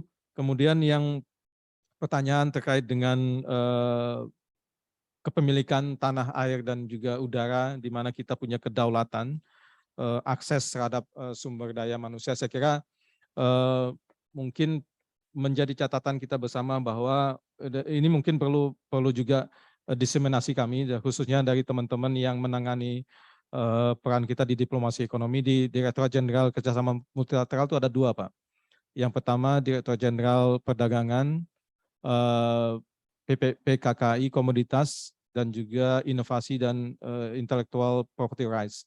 Dulu saya ada di situ, saya terlibat dalam negosiasi untuk liberalisasi perdagangan untuk membuka supaya akses pasar kita terutama ke berbagai negara dapat diberikan, karena juga keterlibatan kita di dalam forum bilateral misalnya melalui skema perjanjian kerjasama ekonomi itu dalam kaitan untuk membuka akses pasar kita, membuka jalan bagi produk-produk pertanian, peternakan kita dapat masuk, dapat berkompetisi secara fair, kemudian secara adil, terbuka dengan banyak produk dari negara lain. Kalau misalnya Thailand, seperti yang Bapak sampaikan tadi, banyak masuk di kawasan Eropa, mungkin PR-nya ada di kita, bagaimana meningkatkan kualitas dari produk pertanian kita supaya dapat berkompetisi secara bagus dengan produk-produk dari Thailand. Mungkin juga salah satunya adalah dari sisi penelitian kita yang perlu kita kembangkan, dan saya kira peran universitas penting untuk memastikan bahwa produk-produk pertanian peternakan kita mampu berkompetisi di dunia internasional. Dan ini saya kira juga ketika kami sempat menjabat sebagai Kasih Perdagangan Bebas, khususnya misalnya melalui kerjasama kita dengan bilateral maupun multilateral dalam kaitan dengan WTO misalnya, kita ingin memastikan bahwa tarif yang diterapkan itu berlaku sama di semua negara begitu ya. Once kita menandatangani perjanjian penurunan tarif, tentu dengan harapan supaya ketika masuk produk kita, dia kompetisinya sama dengan produk di nasional itu, yang kita kenal dengan MFN ya, Most Favored Nation, artinya perlakuan tidak ada diskriminasi atas produk yang kita jual di pasar internasional. Dan saya kira ini yang terus kita kembangkan dalam kaitan dengan skema baik melalui Badan Perdagangan Dunia Internasional, WTO, World Trade Organization, maupun juga skema regional APEC, kemudian skema ASEAN, di mana zero tarif itu sudah disepakati melalui ASEAN Free Trade Agreement. Jadi mungkin ini PR kita adalah bagaimana kita membuat produk kita dapat kompetitif dengan produk-produk dari negara lain. Dan saya kira mungkin adalah peran yang kita kembangkan bukan hanya dari sisi pemerintah, tapi juga dari sisi non-pemerintah untuk sama-sama memastikan upaya pemerintah dalam kaitan dengan kedaulatan pangan ini dapat kita capai di masa-masa mendatang. Saya kira ini mungkin yang perlu kami tegaskan, bahwa kebijakan politik luar negeri kita selalu mengedepankan pentingnya bukan hanya kami dari Kemenlu, tetapi juga Bapak Ibu sekalian dalam kaitan dengan pencapaian kepentingan nasional. Mungkin itu Pak yang bisa kami jawab. Untuk detail mungkin nanti kebetulan saya tidak lagi menangani isu yang terkait dengan isu ekonomi. Mudah-mudahan nanti jawaban ya pertanyaan Bapak yang sangat-sangat penting bisa saya replikasi untuk teman-teman saya di Direktorat Perdagangan, Perindustrian, dan juga Kekayaan Intelektual. Satu lagi yang terkait dengan ekonomi adalah Direktorat Pembangunan Ekonomi dan Lingkungan Hidup. Ini nanti kaitannya juga dengan diplomasi perubahan iklim. Saya dulu memang termasuk salah satu negosiator untuk perubahan iklim. Saya beberapa kali ikut pertemuan UN COP-nya sampai 2013. Upaya kita untuk memastikan bahwa dampak perubahan iklim kita dapat diberikan skema kapasitas, transfer of teknologi, kemudian pengembangan kapasitas kita dalam upaya untuk mengatasi perubahan iklim. Khususnya nanti terkait dengan adaptasi, Pak. Adaptasi, bagaimana mekanisme adaptasi kita terhadap perubahan iklim ini dapat dibantu. Nah, yang lebih penting adalah bagaimana negara juga mampu mekanisme di dunia internasional dan dapat memberikan bantuan finansial kepada negara berkembang khususnya, termasuk Indonesia, tapi lebih khusus lagi kepada small island developing states yang menghadapi persoalan yang sangat serius terkait dengan perubahan iklim ini tadi. Nah, terkait dengan udara, space, saya kira ini yang kita juga, kebetulan saya sebelum menjabat ini saya juga ikut mengenangani pentingnya pengaturan, karena memang space belum diatur Pak, belum ada aturan aturan hukum internasionalnya ini sedang dinegosiasikan bagaimana wilayah udara itu tidak digunakan untuk kepentingan militer atau yang kita sebut dengan namanya PAROS Pak singkatannya, Peaceful Arms Race in Outer Space. Jadi outer space itu sekarang banyak negara mereka sudah punya visi outer space itu bagaimana pengaturannya. Khawatirnya digunakan untuk perang militer gitu, atau yang kita sebut dengan perang bintang. Kalau di film-film itu kan perang bintang, tetapi sebetulnya dalam kaitan dengan dunia diplomasi itu nyata, dan ini sedang diatur juga di PBB mengenai bagaimana outer space, kawasan luar angkasa itu tidak digunakan untuk tujuan-tujuan perang militer. Persoalannya kemudian ini pengaturan internasionalnya belum ada, khawatirnya ini yang juga ketika kemampuan negara power seperti Amerika Serikat, kemudian Rusia, mereka sudah mengirimkan stasiun-stasiun orbit di ini untuk tujuan militer. Itu yang juga kita khawatir, dan kita berperan aktif Pak dalam kaitan untuk memastikan bahwa stasiun-stasiun di luar angkasa itu tidak digunakan untuk kepentingan militer, perang militer antar negara besar. Saya kira mungkin itu yang bisa kami jawab. Baik, terima kasih Bapak Yopi. Mengingat waktu masih ada Pak, kita buka beberapa pertanyaan lagi. Baik, dari mahasiswa ada lagi yang ingin bertanya, dari perempuan yang tadi belum ada yang bertanya ya. Ya, paling ujung, ada yang paling ujung yang pakai kerudung. Udah tadi ya, udah sempat nanya ya, Said ya. Ya, dari laki yang, oke baik, yang pakai masker putih paling belakang, terus belakang udah yang ini sekarang paling iya di dekat Ibu MC.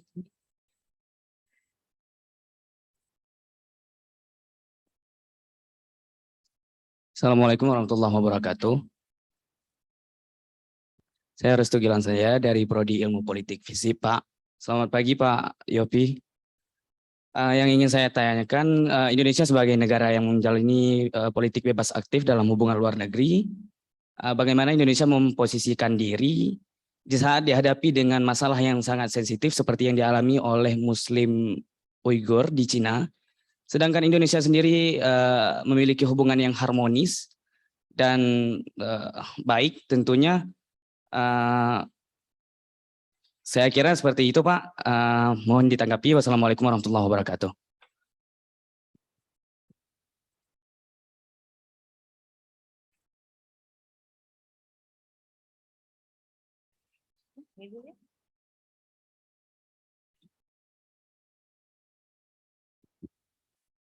Assalamualaikum warahmatullahi wabarakatuh. Selamat datang di Aceh, Bapak Yopi Ihsan Wardana. Pertanyaan saya, Bapak, sepengetahuan saya, beberapa negara yang berkonflik dan berpotensi konflik yang tinggi di dunia disebut-sebut sebagai negara sahabat oleh Indonesia, seperti Afghanistan, Pakistan, dan beberapa negara lainnya, termasuk negara di Afrika juga. Nah, meskipun kita menyebut negara-negara tersebut sebagai bagian dari negara sahabat, tetapi mengapa ada semacam diskriminasi dalam kebijakan visa bagi negara tersebut? Yang saya ketahui, warga negara sahabat seperti warga dari Pakistan sangat sulit untuk masuk ke Indonesia meskipun hanya untuk berwisata. Mohon penjelasannya dari Bapak. Sekian, Assalamualaikum warahmatullahi wabarakatuh. Mana tadi yang nanya?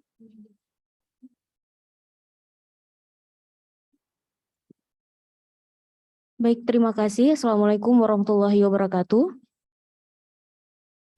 Nama saya Syarifah Intan Roda, perwakilan dari Ilmu Komunikasi, Fakultas Ilmu Sosial dan Ilmu Politik Universitas Syah Kuala. Saya ingin bertanya kepada Bapak Yopi Ihsan Wardana.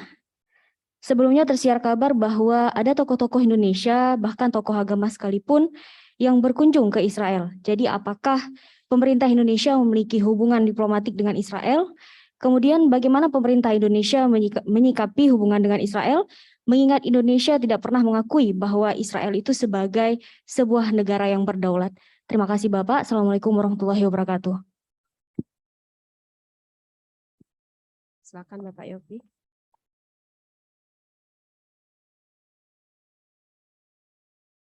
Terima kasih. Pertanyaannya sangat-sangat kritis ya.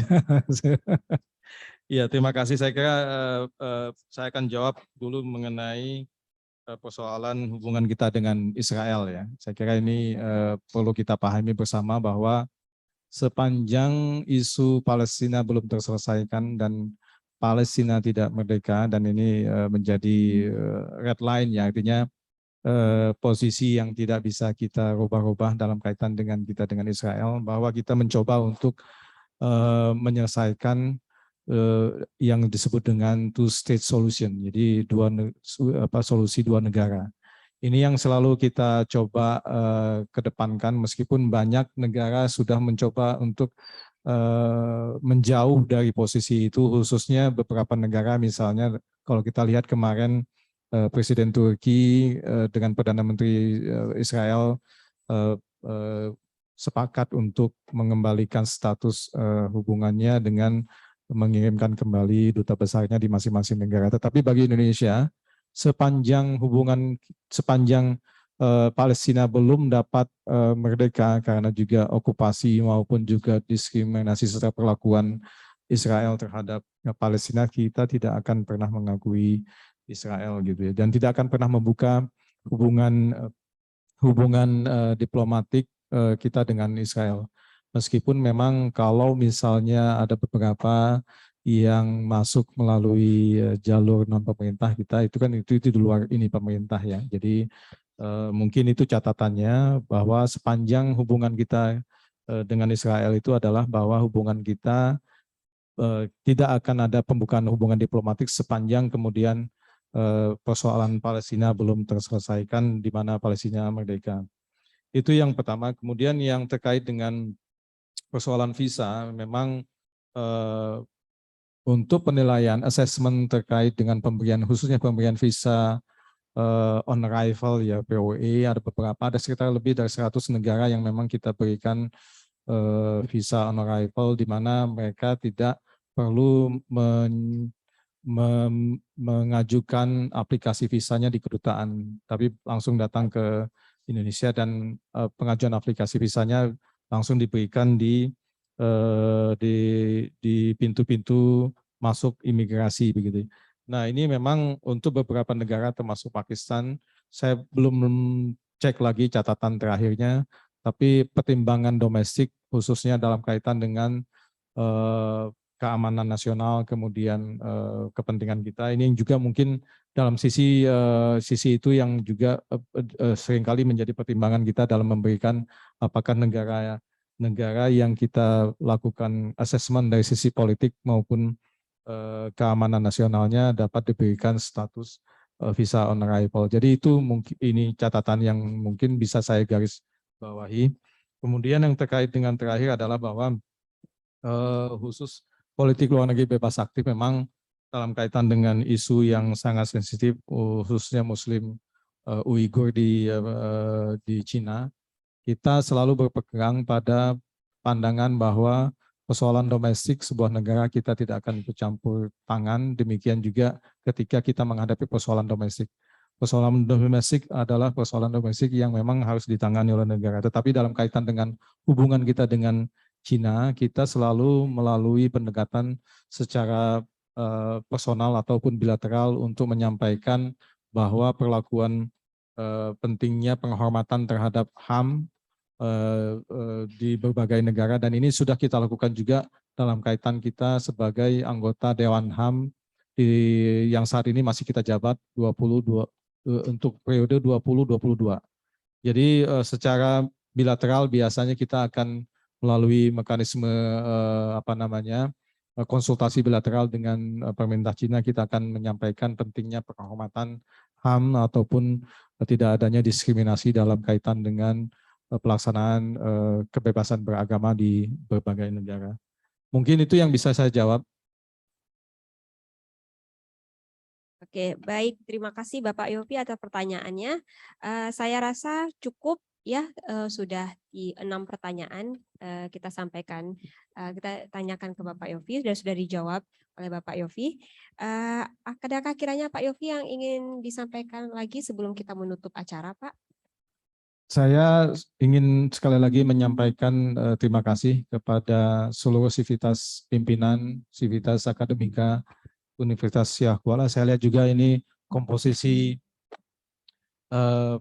gender balance-nya, saya lihat sudah ada gender balance, dan kebetulan saya termasuk salah satu anggota pengarus utamaan isu gender di Kementerian Luar Negeri, anggota Pokja. Dan kami di Kementerian Luar Negeri dalam beberapa 5 tahun ke belakang ini komposisi antara diplomat perempuan dan laki-lakinya sudah setara, dan bahkan dalam beberapa 2-3 tahun terakhir justru perempuannya lebih banyak dari laki-lakinya diplomatnya. Dan ini kita juga ingin menunjukkan bahwa dari sisi gender balance kita sangat maju dibandingkan negara-negara lain, saya kira ya. Kalau kita lihat bahwa kita pernah memiliki presiden perempuan, Amerika yang yang gembar-gembor sebagai negara yang penuh demokrasi, belum pernah dalam sejarahnya memiliki presiden perempuan. Bahkan dalam pemilihan sebelumnya juga isu perempuan sangat-sangat ini kental dalam pemilihan presiden di Amerika. Tapi alhamdulillah saya senang sekali melihat komposisi perempuan di universitas sudah sedemikian maju ya. Dan ini menunjukkan bahwa peran perempuan makin penting dalam percaturan politik domestik. Tapi saya harap juga mungkin mudah-mudahan perempuan-perempuan dari Universitas Syah Kuala, mahasiswinya bisa juga masuk ke Kemlu untuk berkiprah di dunia diplomasi. Dunia diplomasi mudah-mudahan dengan nanti ke depan visi misi dan juga rencana pembukaan hubungan internasional dapat meningkatkan share dari mahasiswi perempuan untuk masuk di Kementerian Luar Negeri. Saya kira itu catatan dari saya. Mudah-mudahan pertemuan ini memberikan hikmah, barokah bagi kita semua, meningkatkan pemahaman kita bersama mengenai apa yang kami dari pemerintah pusat lakukan dalam upaya untuk memperjuangkan kepentingan nasional, khususnya juga bukan hanya di tingkat nasional tapi juga kepentingan daerah. Saya dengar juga ada kerjasama Andaman Sea ya untuk dengan melibat juga pemerintah Provinsi Aceh. Mungkin itu Mbak. Terima kasih. Baik, terima kasih Bapak Yofi atas informasinya. Juga informasi tambahan Bapak Yofi terkait dengan perempuan di Aceh. Memang dalam sejarahnya kita perempuan itu pernah menjadi panglima perang di Aceh Pak Yofi ya. Cunyadin, terus kita juga punya Laksamana Muda waktu itu, Malaihati yang menjadi komandan kapal yang dari Aceh juga. Jadi memang perempuan di Aceh dari sejarahnya kita tidak pernah diam, seperti itu Bapak Yofi. Mudah-mudahan bisa bergabung di Kemenlu nanti adik-adik di kemudian hari. Amin. Ya Rabbal Alamin. Ya. Baik, saya tutup sesi kuliah umum kita kali ini dengan beberapa informasi tambahan.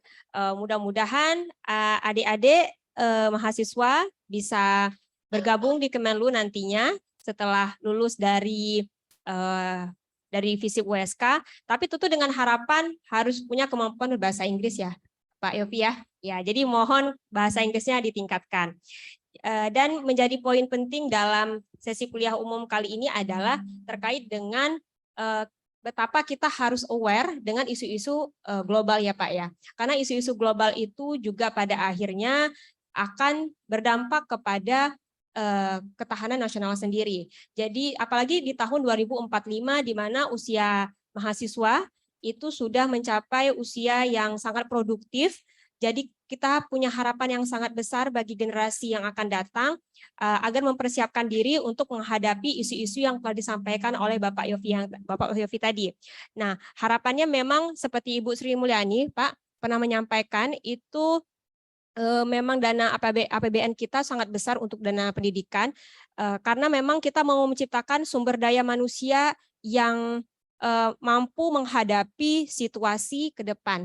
Karena masalah ke depan itu akan lebih besar. Jadi kita harus punya sumber daya manusia yang lebih cerdas daripada manusia-manusia sebelumnya. Seperti itu. Jadi apa yang telah kita rasakan dalam beberapa tahun terakhir ini, mudah-mudahan menjadi pelajaran dan menjadi sebuah langkah untuk kita agar bisa menghadapi isu-isu yang akan terjadi ke depannya yang kita tidak akan tahu, barangkali bisa pandeminya mungkin berubah lagi jadi apa. Ya begitu ya Pak Yofi ya.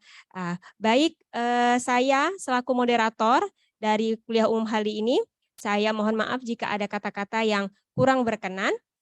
Saya tutup kuliah umum, namun adik-adik mohon untuk tidak meninggalkan ruangan dulu karena kita akan memasuki sesi kuis. Sesi kuis yang akan dipandu oleh Ibu Nurul selaku MC. Saya Sari Rahmani undur diri, saya tutup. Assalamualaikum warahmatullahi wabarakatuh. Baik, kita beri tepuk tangan.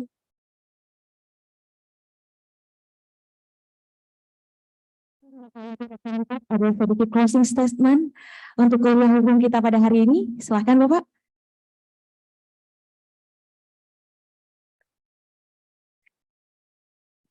Baik, terima kasih. Assalamualaikum warahmatullahi wabarakatuh. Alhamdulillah, kuliah umum ini berlangsung dengan baik. Kami juga dari Universitas Syekhul Alam. Terima kasih kepada Pak Yopi yang telah hadir kemari memberi pencerahan bagi kita semua. Juga terima kasih kepada peneliti telah bekerja singkat. Ini ada Pak Biro, ada Pak Widi satu Visip yang bekerja keras sehingga terlaksana dengan baik. Juga adik-adik mahasiswa yang telah datang secara juga dari pertanyaan yang cukup antusias. Mudah-mudahan ini akan menjadi diploma. Juga insya Allah nanti dengan waktu berjalan kita juga akan makin paham bahwa kepentingan nasional itu tadi yang menjadi kiblat kita semua. Baik, terima kasih sekali lagi kepada Pak Yopi dan tim. Saya akhiri wabillahi taufiq. Assalamualaikum warahmatullahi wabarakatuh.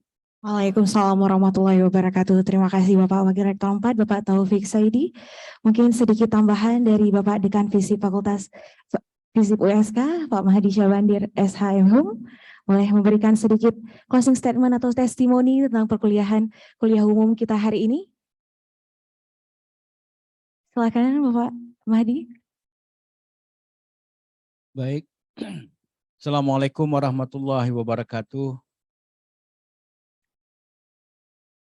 Ya, yang saya hormati Bapak Yopi, Bapak WR4, Bapak dan Ibu Dekan, ini ada Ibu Sekretaris Senat yang berhadir pada pagi ini. Kami atas nama Dekan Fisip ya sangat berbangga dan berbahagia sekali pada hari ini, terutama untuk mahasiswa kami, Pak. Banyak Bapak memberi materi-materi kuliah yang memang sangat berkaitan dengan mata kuliah yang ada, terutama di prodi komunikasi, politik, ya, pemerintahan, dan juga sosiologi. Nah, ini mungkin akan menambah juga referensi bagi mahasiswa kami, terutama nantinya Pak mungkin dalam menulis tugas akhir, kami juga sangat mengharapkan bantuan dari Bapak, mungkin ada buku-buku yang Bapak bisa berikan ke pustaka kami dalam rangka memperkaya Pak studi mahasiswa kami, terutama di bidang diplomasi ini.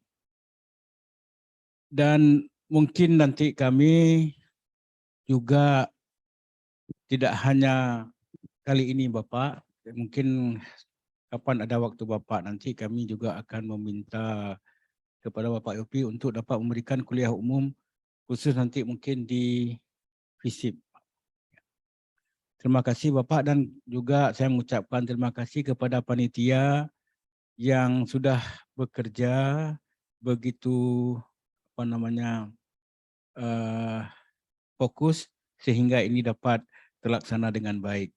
Terima kasih kepada Bapak WD1 dan kawan-kawan, ya, juga kepada Bapak WR4 yang telah mempercayai kami sebagai panitia dalam melaksanakan kegiatan ini. Assalamualaikum warahmatullahi wabarakatuh.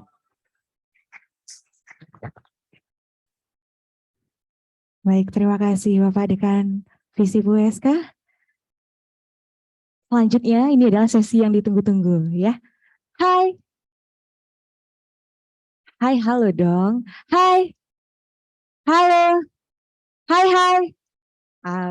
Iya. Tepuk tangan dong untuk kita semua hari ini. Iya. Nah, mau pertanyaan yang mudah dulu atau yang susah dulu nih adik-adik? Yang susah dulu. Yang susah dulu. Memang mahasiswa suka tantangan nih Pak ya. Nah, boleh kita punya merchandise ya. Banyak merchandise yang menarik pada hari ini. Nah, jadi untuk adik-adik nih yang ikutan kuis hari ini ya, saya agak nge-floor aja ya. Biar kelihatan nih mahasiswa dan mahasiswi USK itu cantik-cantik dan ganteng-ganteng ya.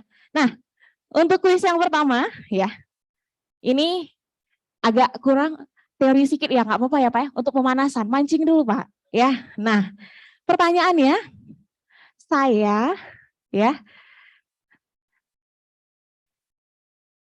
Baik, terima kasih Bapak Ibu tamu undangan ya. Bapak WR4 juga, terima kasih Bapak ya. Oke. Saya ya. Ini Bapak Ibu boleh jawab juga tuh. Ini pertanyaannya simple ya, tapi susah ya. Saya punya uang 1.500. Nah, saya punya uang 1.500. Saya jajan coklat ke Indomaret. Saya beli coklat harganya 800. Berapakah sisa uang kembalian saya? Nah, nggak boleh. Katanya mahasiswa.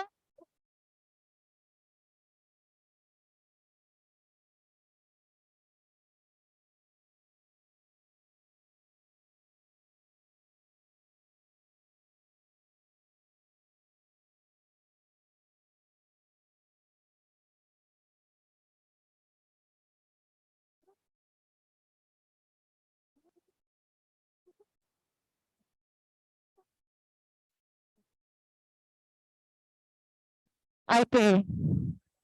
Sini. Namanya siapa?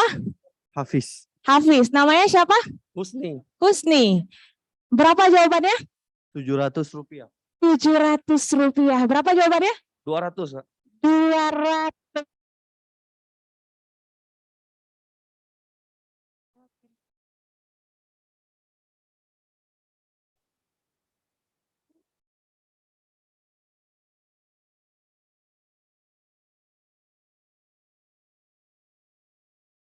Uang kembalian saya 1.000 kurang 800 berapa sisanya? 200. Enggak 700. Saya kan nggak mungkin kasih uang 1.500 untuk beli coklat 800. Iya kan? Oke. Tadi siapa namanya? Husni. Oke. Boleh kita beri tepuk tangan untuk Husni, jawabannya benar 200.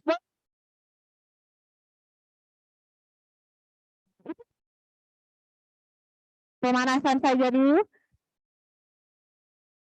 Oke, alhamdulillah rezeki anak soleh. Terima kasih sama Bapak Yopi dulu. Oke. Oke, siap. Mau lagi? Mau lagi?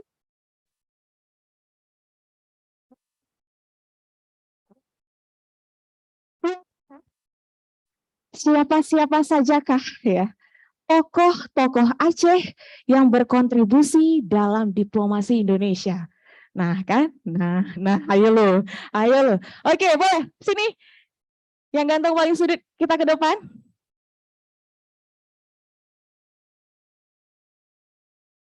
Oke, sini. Abang ganteng jangan malu-malu. Ya, siapa namanya Dik? Aldi. Aldi. Ya, siapakah tokoh-tokoh yang Aceh yang berkontribusi dalam diplomasi Indonesia? Jawabannya? Muhammad Hasan Ditiro. Muhammad Hasan Ditiro. Muhammad Hasan Ditiro. Muhammad Hasan Ditiro, benar nggak? Benar nggak? Ya Allah, ganteng kali kamu, selamat kembali ke tempat duduk ya. Oke, nah ada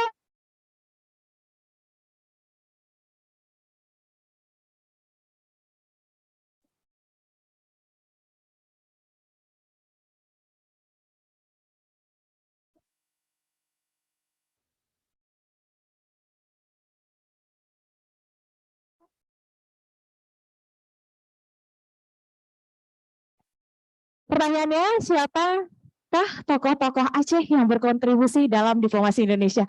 Mulai googling semua ya. Iya Ibu Dara, boleh jawabannya apa nih? Alauddin Riayat ya nggak salah. Alauddin Riayat Shah Al-Kahar. Betul nggak? Salah. Bener nggak, Bah? Bener nggak, Mas Gilang? Bener nggak, Mas Gilang? Masih kurang tepat, boleh. Terima kasih, boleh duduk kembali. Ya, enak ya, seru ya.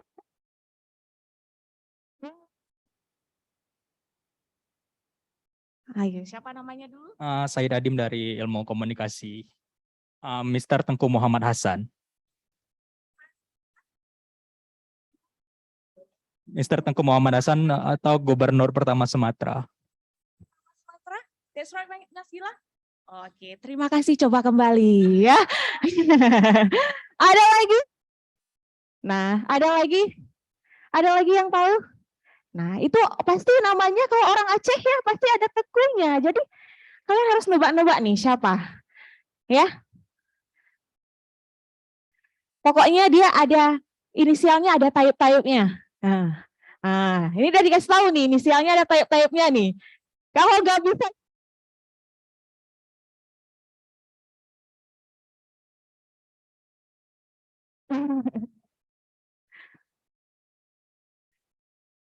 Oke. Siapa namanya?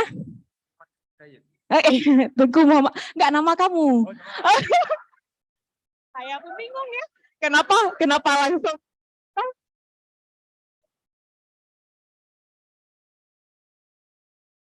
Tengku Muhammad Hadi Tayyib.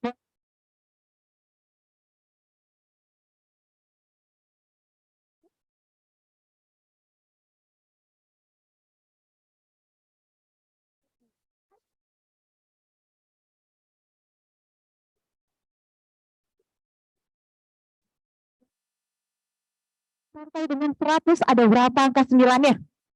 Dari angka 1 sampai dengan 100 ada berapa angka 9-nya? Ayo, ini pertanyaan mudah loh, bukan yang teori. Dari angka 1 sampai dengan angka 9, angka 1 sampai dengan angka 1 sudah berapa angka 9-nya? Boleh langsung maju ke depan? Maju ke depan? Maju ke depan, coba.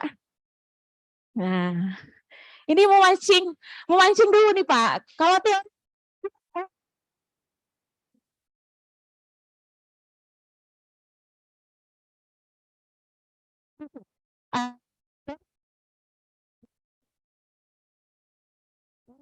titik juga? Iya. Berapa jawabannya? 11. 11. Ya Allah, Masya Allah, tabarakallah. Yang mana yang benar nih? Yang mana yang benar nih? Yang mana? Yang mana? Yang mana? Memang ya. Selamat kembali ke tempat duduk, ya. Sini Dinda, berapa tadi jawabannya? 19, 29, 39, 49, 59, 69, 79, 89, 90, 91, 92, 93, 94, 95, 96, 97, 98, 99, 9-nya 2, 20. Oke, selamat Dinda. Jawabannya benar.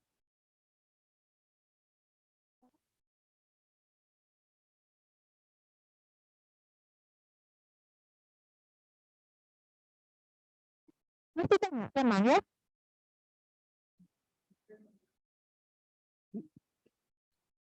Nah, pertanyaan selanjutnya.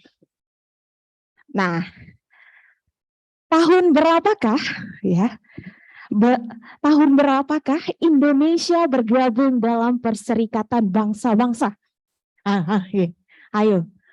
1, 2. Tahun berapakah Indonesia bergabung dalam Perserikatan? Boleh langsung lagi, coba lagi ya, sampai berhenti. Oke, tahun berapa?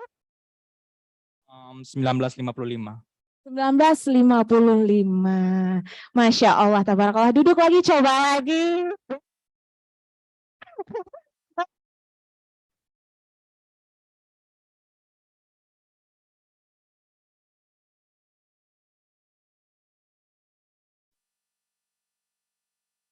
Berapa tahun berapa?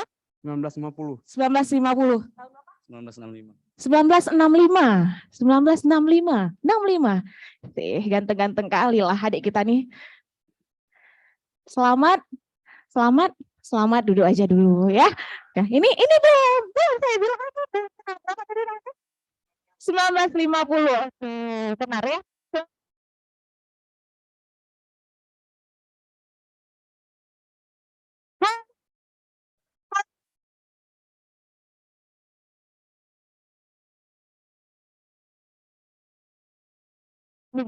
Negara yang menjadi anggota ASEAN.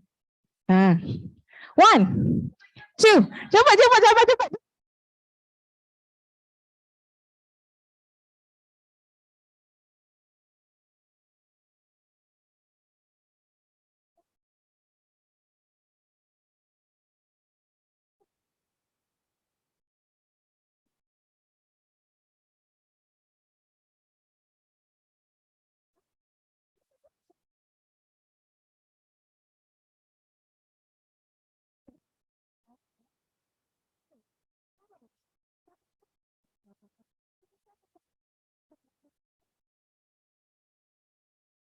Indonesia.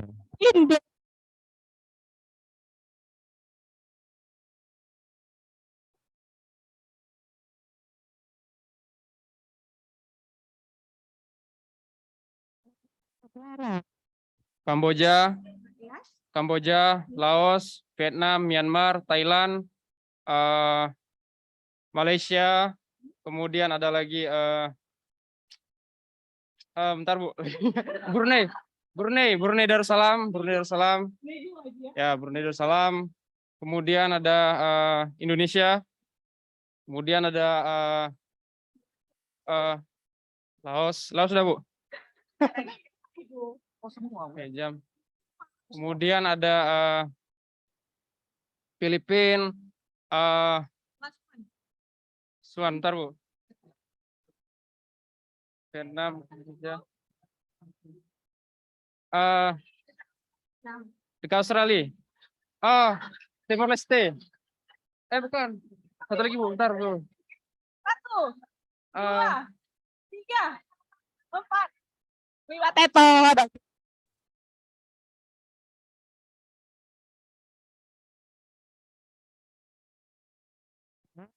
Singapura, Filipina, Kamboja, Thailand, 1, 2, Thailand, 3,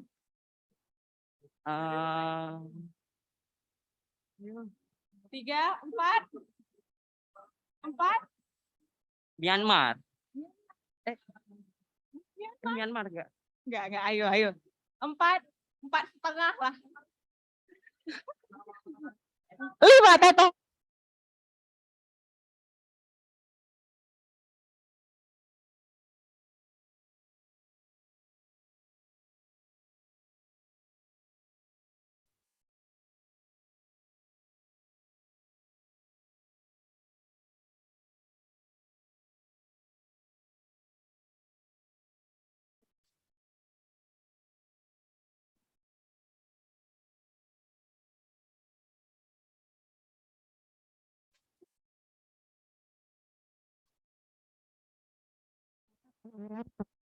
Keketuaan ASEAN, apa kepanjangan dan kapan dibentuknya ASEAN? 1, 2, 3, 4, 5. Apa kepanjangan dan kapan? Maju terus, maju. Kapan dibentuknya ASEAN? Bismillah, berdoa dulu biar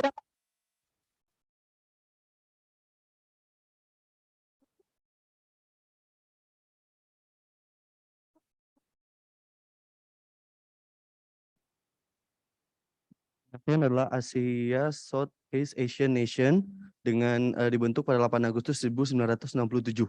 1967. Congratulations. Boleh Kak Uni dibagi satu hadiahnya? Sini habis akhirnya.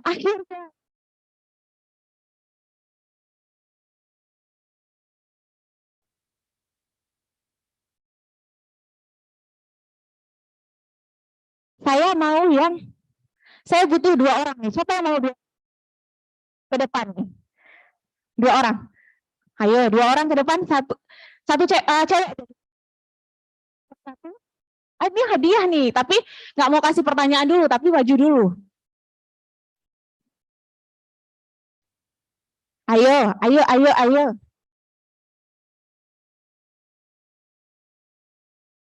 Ada yang maju? Satu, cepat, cepat, cepat, cepat, cepat. Dua. Ayo.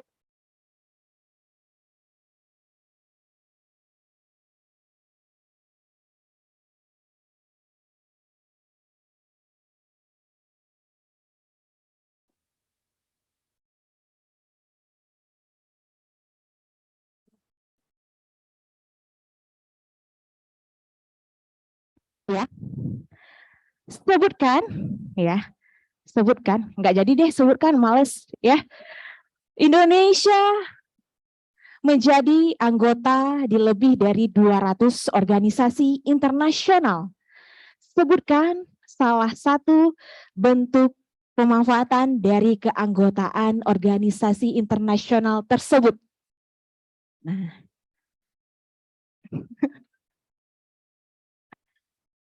Nah, bingung loh, bingung, muka-muka pada bingung dan googling nih. Ayo, ayo, sebutkan manfaat ya. Masih ada berapa hadiahnya?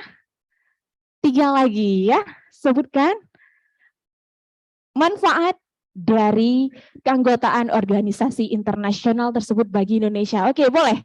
Yang udah maju tadi, coba lagi. Baru coba lagi. Boleh, coba.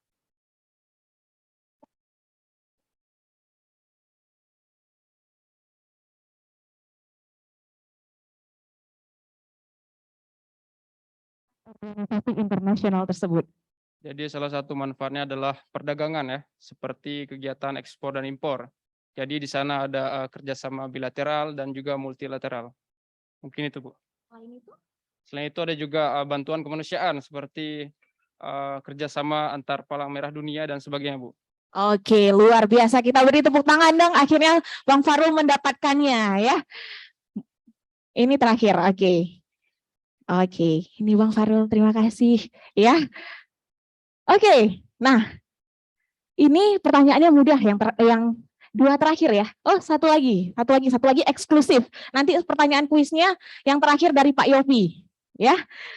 Eksklusif dari Pak Yofi yang terakhir. Hadiahnya karena eksklusif nih ya, Pak ya. Nah, satu lagi.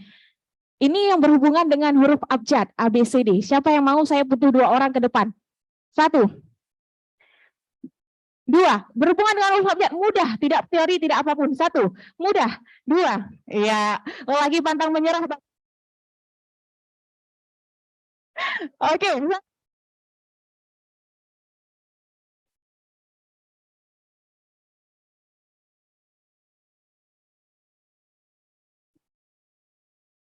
Pertanyaannya ya, tunggu ya. Sini, oke, ada 2. Sini, boleh. Namanya tadi? Intan sama Farul. Oh, tadi salah panggil ya saya. Oh, maaf ya. Nah, pertanyaannya. Nah, huruf abjad ada berapa? Kirain udah oke kali nih dari bangun tempat tidur.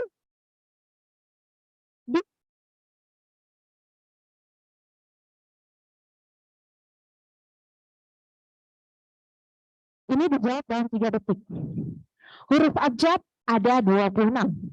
Sebutkan 3 huruf sebelum PWX 1. 2, 1, 2, 3, 4. Berapa? RSTU.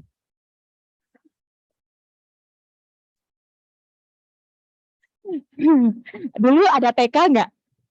Ada TK ya, kayaknya.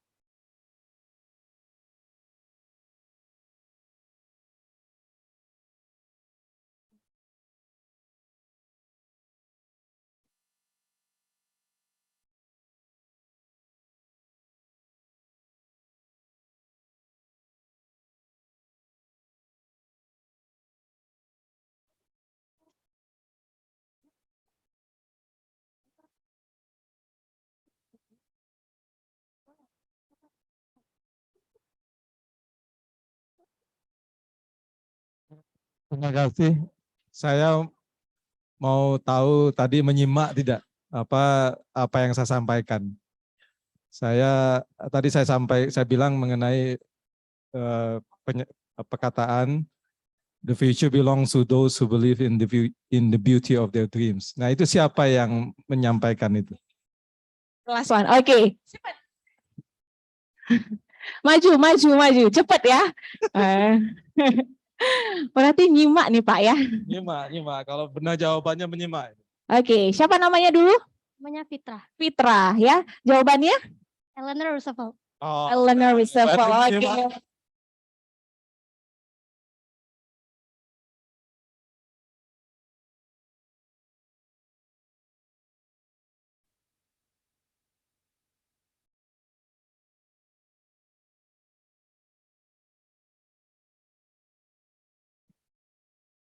Oke. Hai. Hai.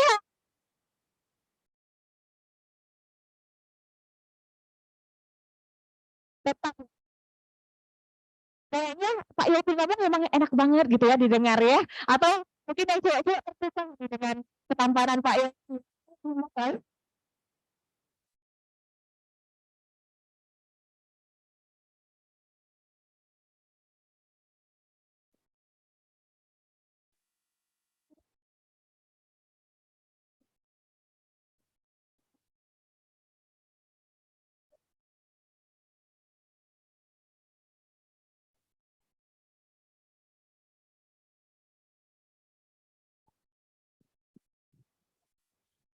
Oke.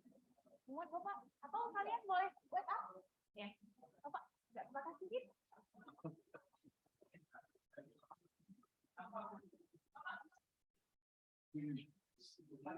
MC.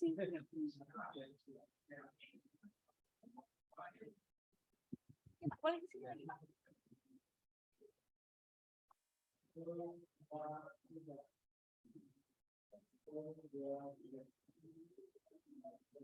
Oke, boleh. Mungkin adik-adik mahasiswa kita fotonya berbalik ke arah sini. Tadi kan ke arah ke sana. Jadi adik-adik mahasiswa 2 baris pertama boleh langsung ke depan. Kita foto bareng biar kelihatan hari ini. Kenang-kenangannya ya. 2 baris cewek, 2 baris cowok ya. Boleh ganti-gantian ya.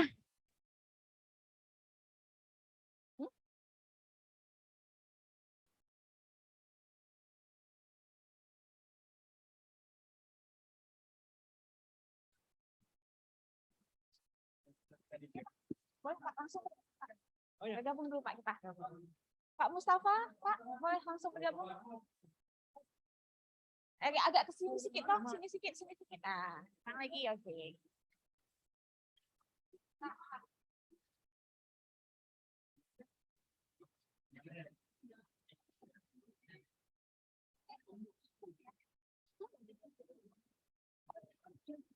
Oke, 1, 2, 3. Ada yang mau ambil pakai HP silakan. 1, 2, 3. Gaya bebas sekali Pak. 1, 2, 3. Oke, silakan kembali ke tempat adik-adik gantian. Bapak-bapak masih stay dulu ya. Adik-adik yang deretan selanjutnya ya. Langsung aja. Ya, kita foto semua kok ya.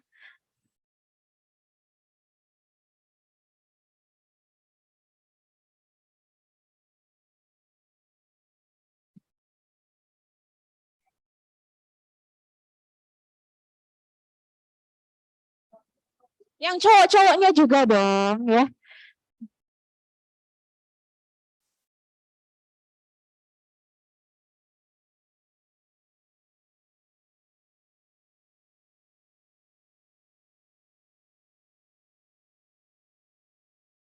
Oke, 1, 2, 3. Unggul sekali, 1, 2, 3.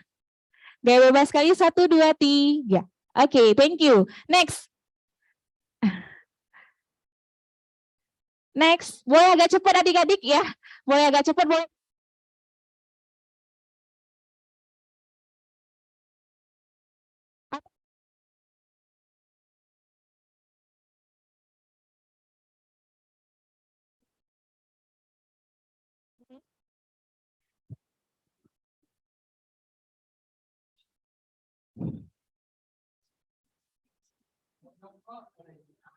Boleh.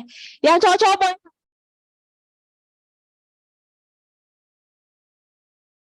Boleh, Cok.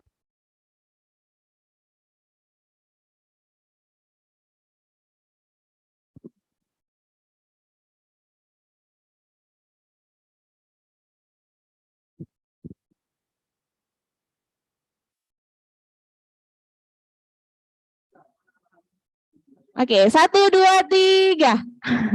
Unggul sekali, 1, 2, 3. Gaya bebas sekali, 1, 2, 3.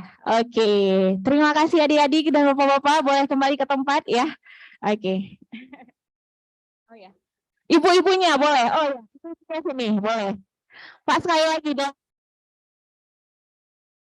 Ya.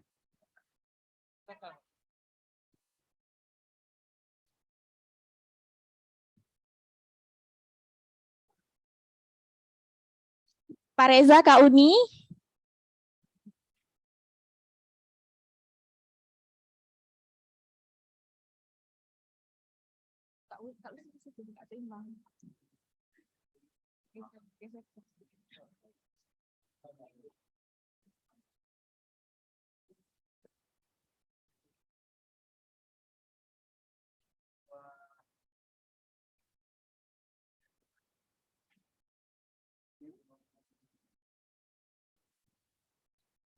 Oke, baik. Terima kasih.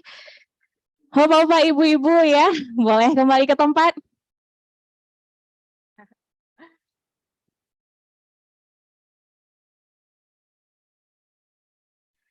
Pak, boleh duduk di situ, Pak, biar kita tuh closing. Baik, hadirin tamu undangan yang berbahagia ya.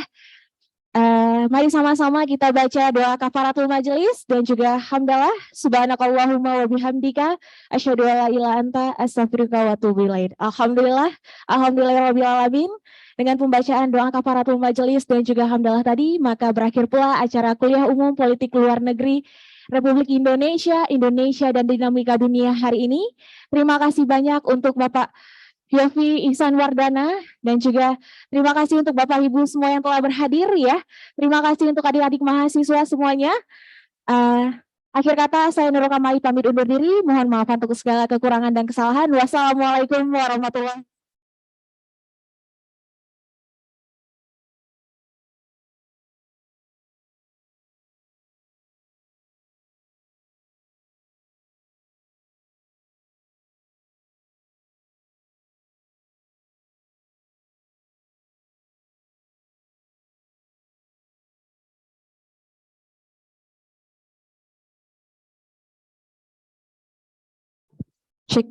Sedikit informasi untuk adik-adik semua, boleh meninggalkan ruangan dengan tertib ya.